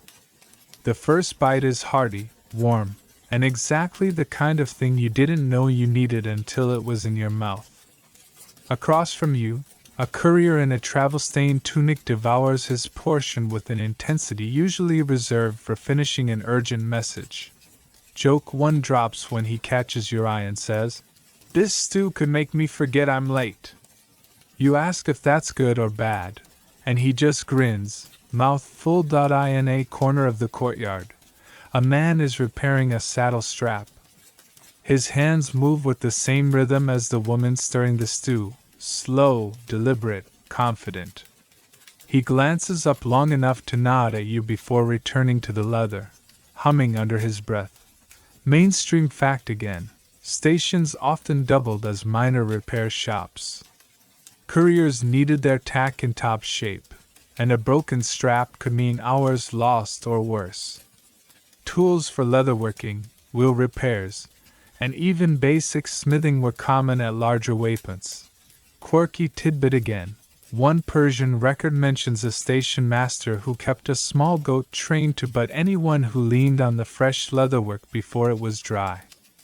No other deterrent was apparently as effective, or as satisfying to watch. As night settles, lanterns are lit around the courtyard.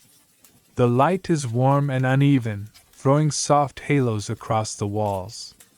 Somewhere in the station's back rooms, you hear the muffled sound of someone playing a reed flute. The tune is simple, looping back on itself like the road's own gentle curves. Joke 2 comes when the boy from earlier offers you a second helping of stew. For the road? Then pauses to clarify. Not on the road, unless you like eating dust. The courier finishes his meal and excuses himself, heading to the stable to check his horse. The station master, a tall woman with hair bound in a tight braid, makes her rounds, speaking briefly to each guest. When she reaches you, she asks your direction and, upon hearing it, advises you to start early tomorrow. There's a stretch ahead with no shade for 6 parasangs, she says. You'll want the cool. Historians still argue whether station masters were appointed purely for administrative skill or if they were often veterans of the courier system themselves. Many inscriptions suggest they were trusted figures, capable of balancing logistics, diplomacy, and the occasional need to enforce order. Joke 3 slips in as she adds, "And if you meet a man selling figs halfway through, tell him to stop eating the profits." You promise to pass on the message. Later, you stretch out on a woven mat in one of the station's sleeping rooms. The ceiling is low, the walls thick, and the air smells faintly of baked earth. Outside, the road lies quiet, but you know it never truly sleeps. There will be footsteps, hoofbeats, and wheel creaks before dawn. Somewhere far away along its length, a courier is already riding toward this place, carrying words that will change someone's tomorrow. You close your eyes and let the sound of the reed flute carry you off. The notes rise and fall like the hills you've crossed, soft as the lantern light on the walls, steady as the road that waits for you in the morning. The station wakes before the sky even thinks about blushing. A soft clatter of buckets in the courtyard, the muted thud of a stable door swinging shut, and the low murmur of voices passing along the day's first instructions, all of it folds into your half-dreaming state until you remember you're meant to move on. A bowl of barley porridge with a drizzle of date syrup appears in your hands before you even ask. The station boy grins, saying, "Better eat before the sun catches you." You do, the warm grain sitting heavy in a way that feels like good insurance. Mainstream fact. Couriers on the Royal Road often started their rides at first light to take advantage of the cooler hours. Speeds could vary from 8 to 12 miles an hour for long stretches, but starting early meant the horses could maintain that pace longer before the heat set in. The road ahead unwinds across the flat plain the station master warned you about. It's true, there's not a tree in sight, just low scrub and the occasional outcrop of rock. The early air is crisp and smells faintly of sagebrush, but you can already feel the promise of heat coiling behind you in the east. Quirky tidbit.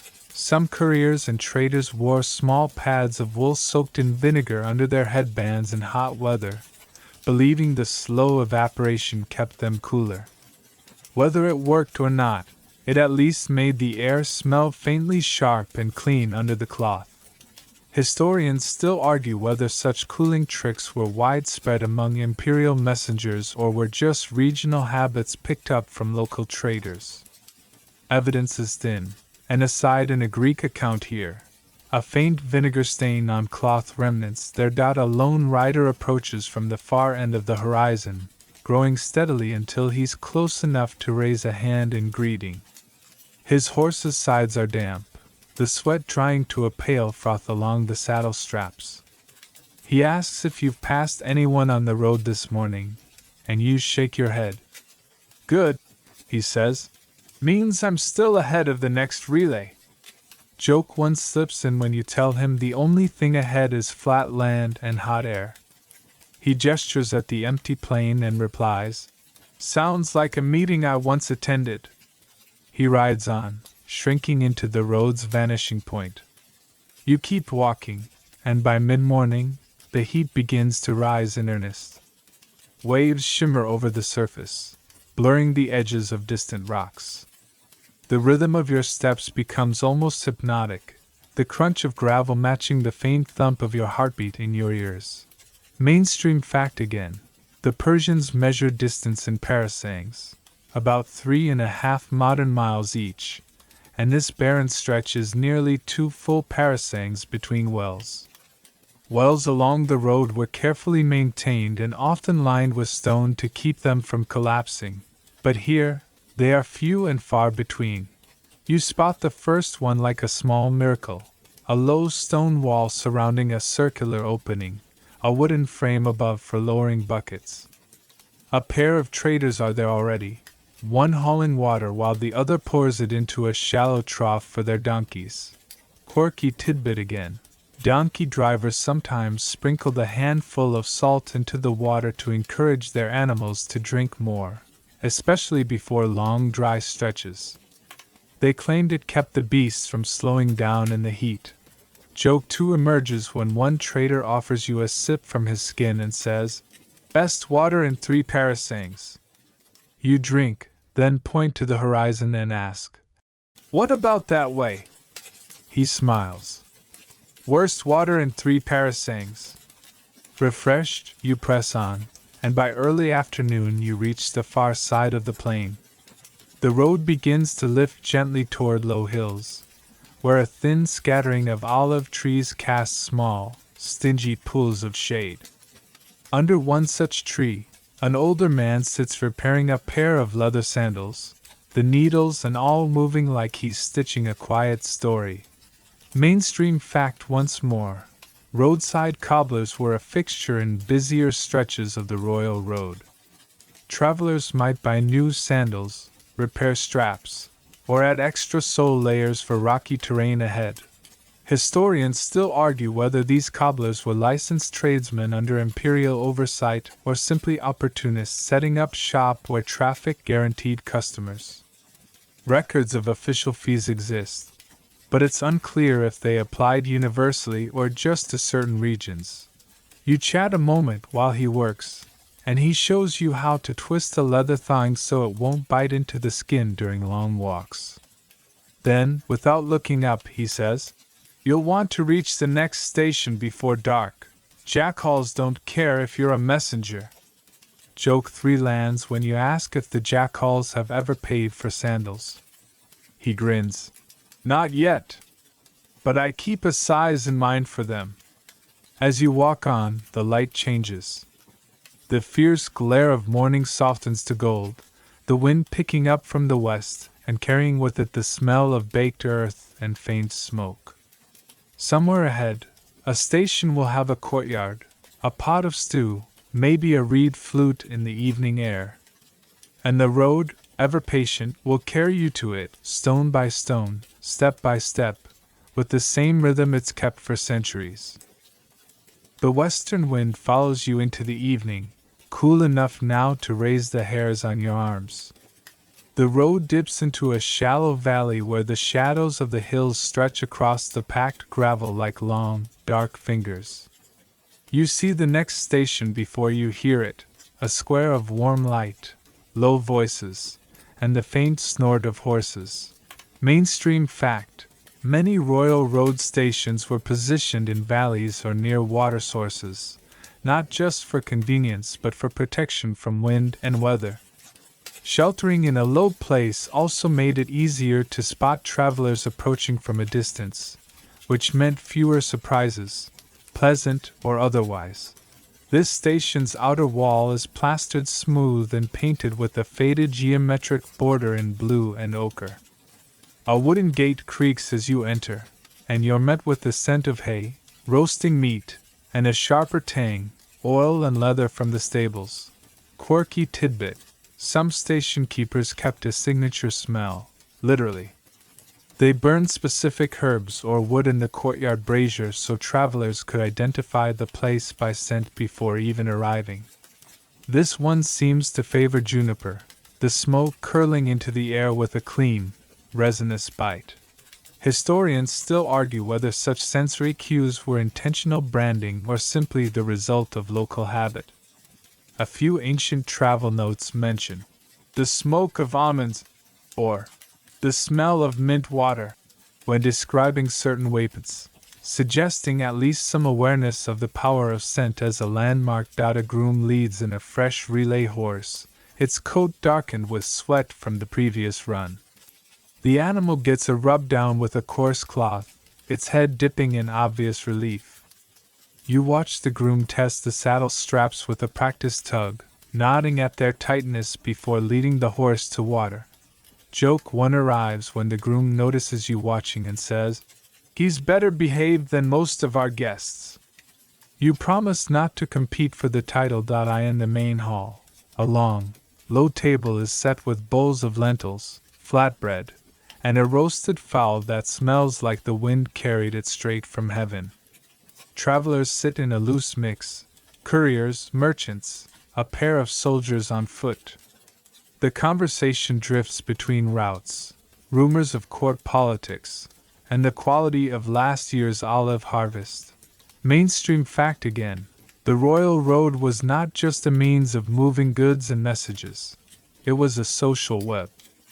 Stories and information traveled as reliably as the couriers themselves, weaving the empire together in a net of shared news and gossip. Quirky tidbit again. Some station masters were known to edit the news they passed along, especially if it concerned local politics or a visiting official. This could be a matter of smoothing tempers or, less charitably, protecting their own interests. Joke 2 pops up when a merchant insists he once saw a courier outrun a sandstorm, only for a soldier to mutter, "More likely the storm got tired first." After supper, you step outside into the cool air. The sky is a deep velvet scattered with stars, the Milky Way a faint dusting overhead. Off to one side of the courtyard, a young boy is tending a small clay oven, pulling out flat discs of bread and stacking them on a cloth. He offers you one fresh from the bake, too hot to hold, but irresistible. Mainstream fact once more, bread was a universal constant along the road, though its form varied by region, thin and crisp in some areas, thicker and spongier in others. Travelers judged a station's hospitality as much by the bread as by its lodging. Historians still argue whether certain bread types traveled along the road with migrating bakers or if they evolved independently in different parts of the empire. Either way, the recipes seem to know how to hitch a ride. Joke 3 slides in when the boy warns you that eating too much hot bread before bed will make you dream of talking camels. You're not sure if that's a threat or a promise. You bed down on a thick mat near the wall, the scent of juniper smoke still in your hair. Beyond the station walls, the road is silvered in moonlight, stretching away in both directions. Somewhere along its length, someone is still moving, hoofbeats clicking steadily into the night, carrying a sealed message toward a hand that will break its wax in the morning. The wind hums softly through the valley as you drift off, the station's small, steady noises wrapping you in the kind of safety that comes from knowing the road is still awake, even when you're not. Dawn comes like the slow turning of a lantern wick. First a faint graying of the courtyard walls, then the gold wash creeping over the hills. You're up early, as advised, the air's still cool enough to raise a shiver before the sun begins its climb. A station groom hands you a cup of warm goat's milk and a heel of yesterday's bread, still faintly smoky from the juniper fire. Mainstream fact: Persian couriers often ate light in the morning, saving heavier meals for midday when the heat made riding harder. A small amount of bread, cheese, or dried fruit was enough to keep moving without weighing them down. The road ahead curves gently uphill, flanked by low terraces of barley. Women in indigo headscarves are out early, cutting stalks with sickles and stacking them into neat shocks. They pause to watch you pass, a couple offering quick nods before turning back to work. Quirky tidbit: in some villages along the Royal Road, harvest days doubled as informal fairs, with small stalls springing up to sell sweets, tools, or ribbons to passing travelers. These pop-up markets sometimes lasted only until the grain was in, then vanished like they'd never been there. Historians still argue whether such roadside trade was tolerated by imperial officials because it supported local economies or because it kept travelers fed and less likely to grumble about road conditions. Partway up the hill, you catch sight of a man leading a mule laden with 2 large baskets. Inside, wrapped in damp cloths, are pale, waxy-looking bulbs, onions, he tells you, bound for the kitchens of a satrap's villa. He grins when you remark on the load. Joke 1. The satrap says he wants food that makes his guests cry. This will do it. The road levels at the top, revealing a view worth the climb. A broad, shallow valley with the faint silver thread of a river running through it. You can see the road drop down toward a cluster of flat-roofed buildings hugging the far bank. In the middle distance, a single rider approaches at a canter, dust kicking up behind his horse.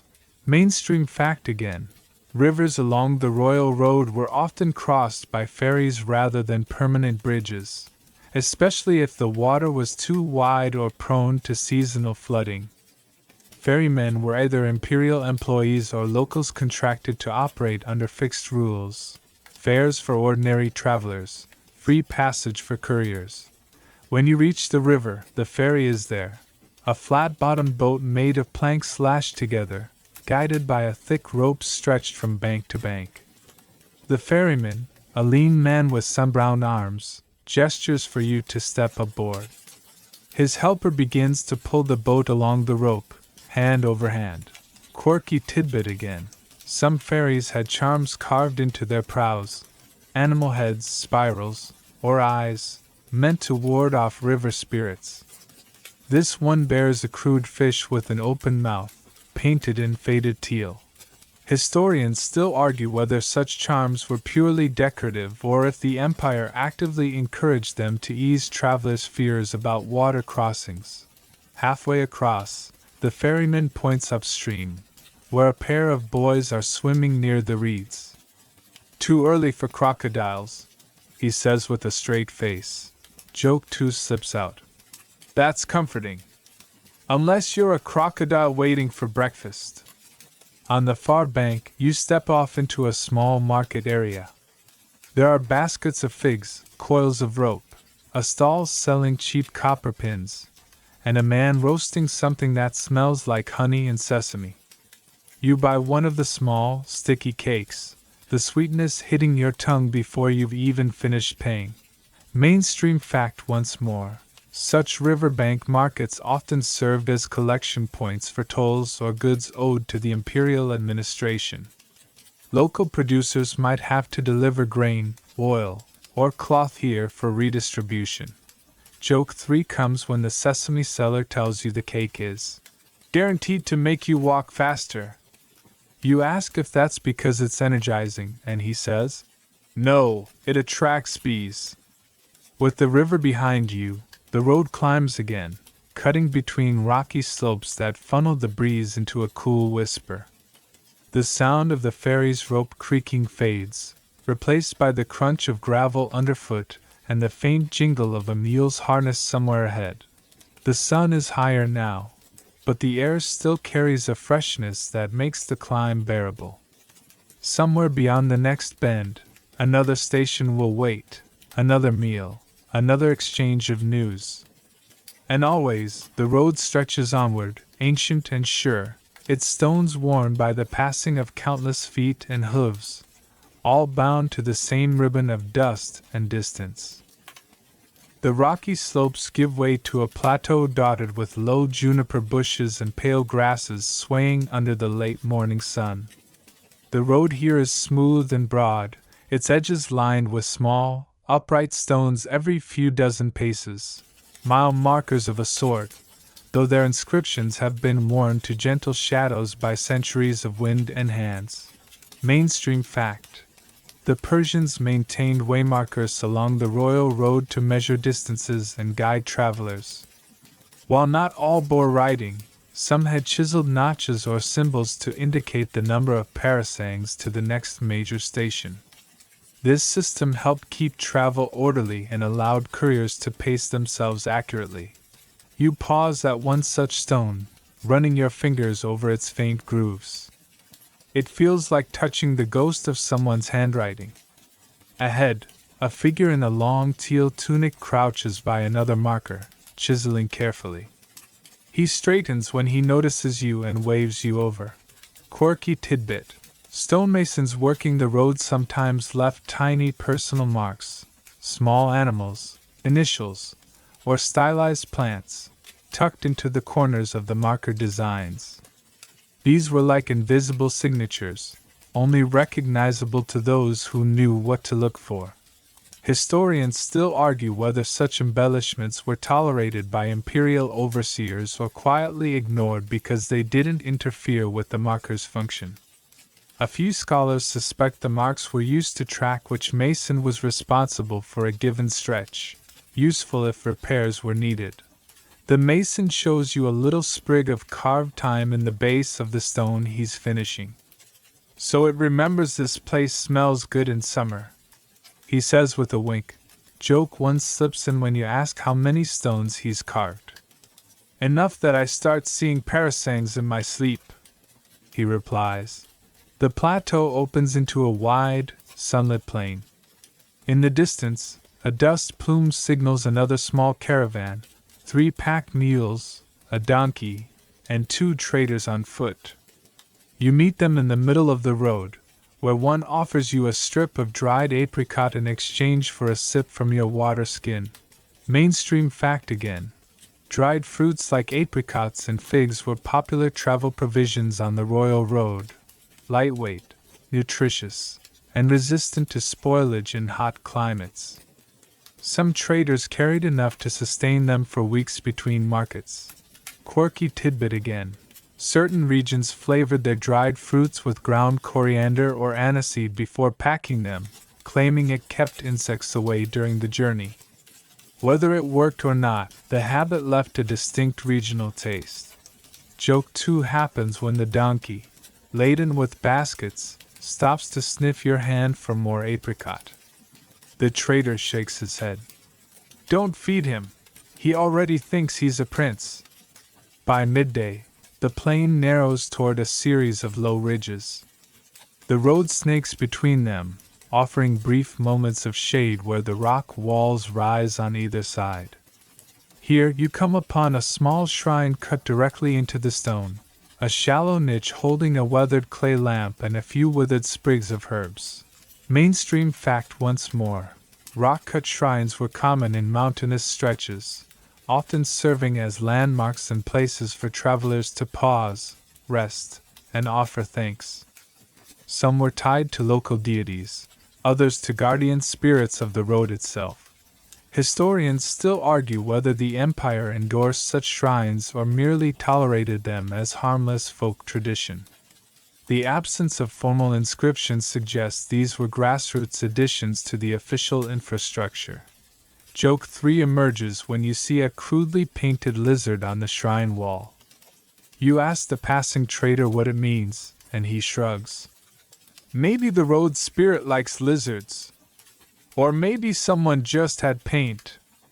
The heat lingers but begins to soften as the sun tilts westward. From the next ridge, you see the faint shape of a watchtower rising over a bend in the road, a thin, straight silhouette against the sky. The tower marks a fortified outpost, where guards keep an eye on this strategic stretch of the route. Beyond it, the road will descend toward the last leg of your journey. The wind shifts again, carrying with it the smell of wood smoke and the promise of another station ahead. The royal road lies steady under your feet, each step humming with the echo of countless others who've walked or ridden this way before. The watchtower stands on a slight rise, its base of pale limestone blocks giving way to a mud brick upper level, crowned with a low parapet. Two guards in loose, saffron-dyed tunics lean on spears, their eyes tracking the road as you approach. They greet you with nods rather than questions, the kind that says they've seen 1,000 travelers like you in the past month alone. Mainstream fact: guard posts like this one dotted certain stretches of the Royal Road, not in every region, but in areas considered strategically important. Their job was less about direct law enforcement and more about monitoring movement, deterring banditry, and serving as early warning points for approaching trouble. Beyond the tower, the road dips into a wide basin where the day's last light paints the gravel in long bands of gold and shadow. The basin floor is green in patches, fed by a stream that winds lazily toward a stand of tall poplars. Their leaves whisper in the evening breeze, the sound soft and almost watery. Quirky tidbit: poplar groves were sometimes planted intentionally near way stations, both for shade and for the sound they made in the wind, which travelers claimed could lull even a restless courier into a calmer frame of mind before the next ride. Historians still argue whether these groves were a deliberate imperial amenity, or simply the result of local planting traditions along fertile patches of the route. You follow the stream until it widens into a shallow pool beside the final station you'll visit on this leg of the journey. The buildings here are larger, their walls painted in alternating stripes of red and white. Lanterns hang from the entry arch, their light catching in the surface of the pools so that it seems the water is holding its own little stars. Inside the station courtyard, travelers are gathered in small groups, couriers swapping stories in low voices, a trader from Lydia unrolling bolts of dyed cloth, two children chasing each other between the benches. A pot of chickpea stew bubbles over the hearth, its scent mingling with fresh bread and a faint note of mint. Mainstream fact again: larger stations near key trade junctions often doubled as informal markets, where goods could change hands before heading deeper into the empire or out toward its edges. You take a place on a bench and accept a ladleful of stew from a smiling cook. The first spoonful is thick and savory, the kind of food that makes the road's dust and sun seem like faraway inconveniences. Joke one lands when the cook, noticing you savoring the taste, says, "Careful, you'll start thinking this road isn't so long after all." As night settles, the lanterns are joined by a scattering of small clay lamps set along the courtyard walls. Shadows pool gently in the corners, but the center glows warm, filled with the sound of quiet talk and the occasional bray of a mule from the stables. Quirky tidbit again: some stations kept a night watch rooster, not for dawn but to alert if anyone approached in the dark. The birds, apparently, were better than dogs at spotting movement beyond the wall. Historians still argue whether this practice was practical security or just another local quirk that happened to work. Joke 2 arrives when you hear one traveler mutter that the rooster once reported a cloud passing too close to the moon. You bed down in a loft room, the scent of mint still lingering from the courtyard stew. From the small window, you can just see the silvered curve of the road leaving the basin, heading off into the dark. It feels, in this moment, less like a line of stones and dust and more like a living thing, patient, tireless, and endlessly curious about what lies ahead. Joke 3 drifts through your mind as you close your eyes. If the road could talk, it would probably ask for a softer surface. Now the road falls quiet, its voice softened to a whisper of wind in the poplars and the faint ripple of water in the pool. The lamps burn low, their flames swaying gently as if breathing in time with the sleepers curled along the courtyard benches. Outside the station walls, the gravel lies undisturbed, waiting for the next footstep, the next set of hooves, the next slow turning of the empire's wheel.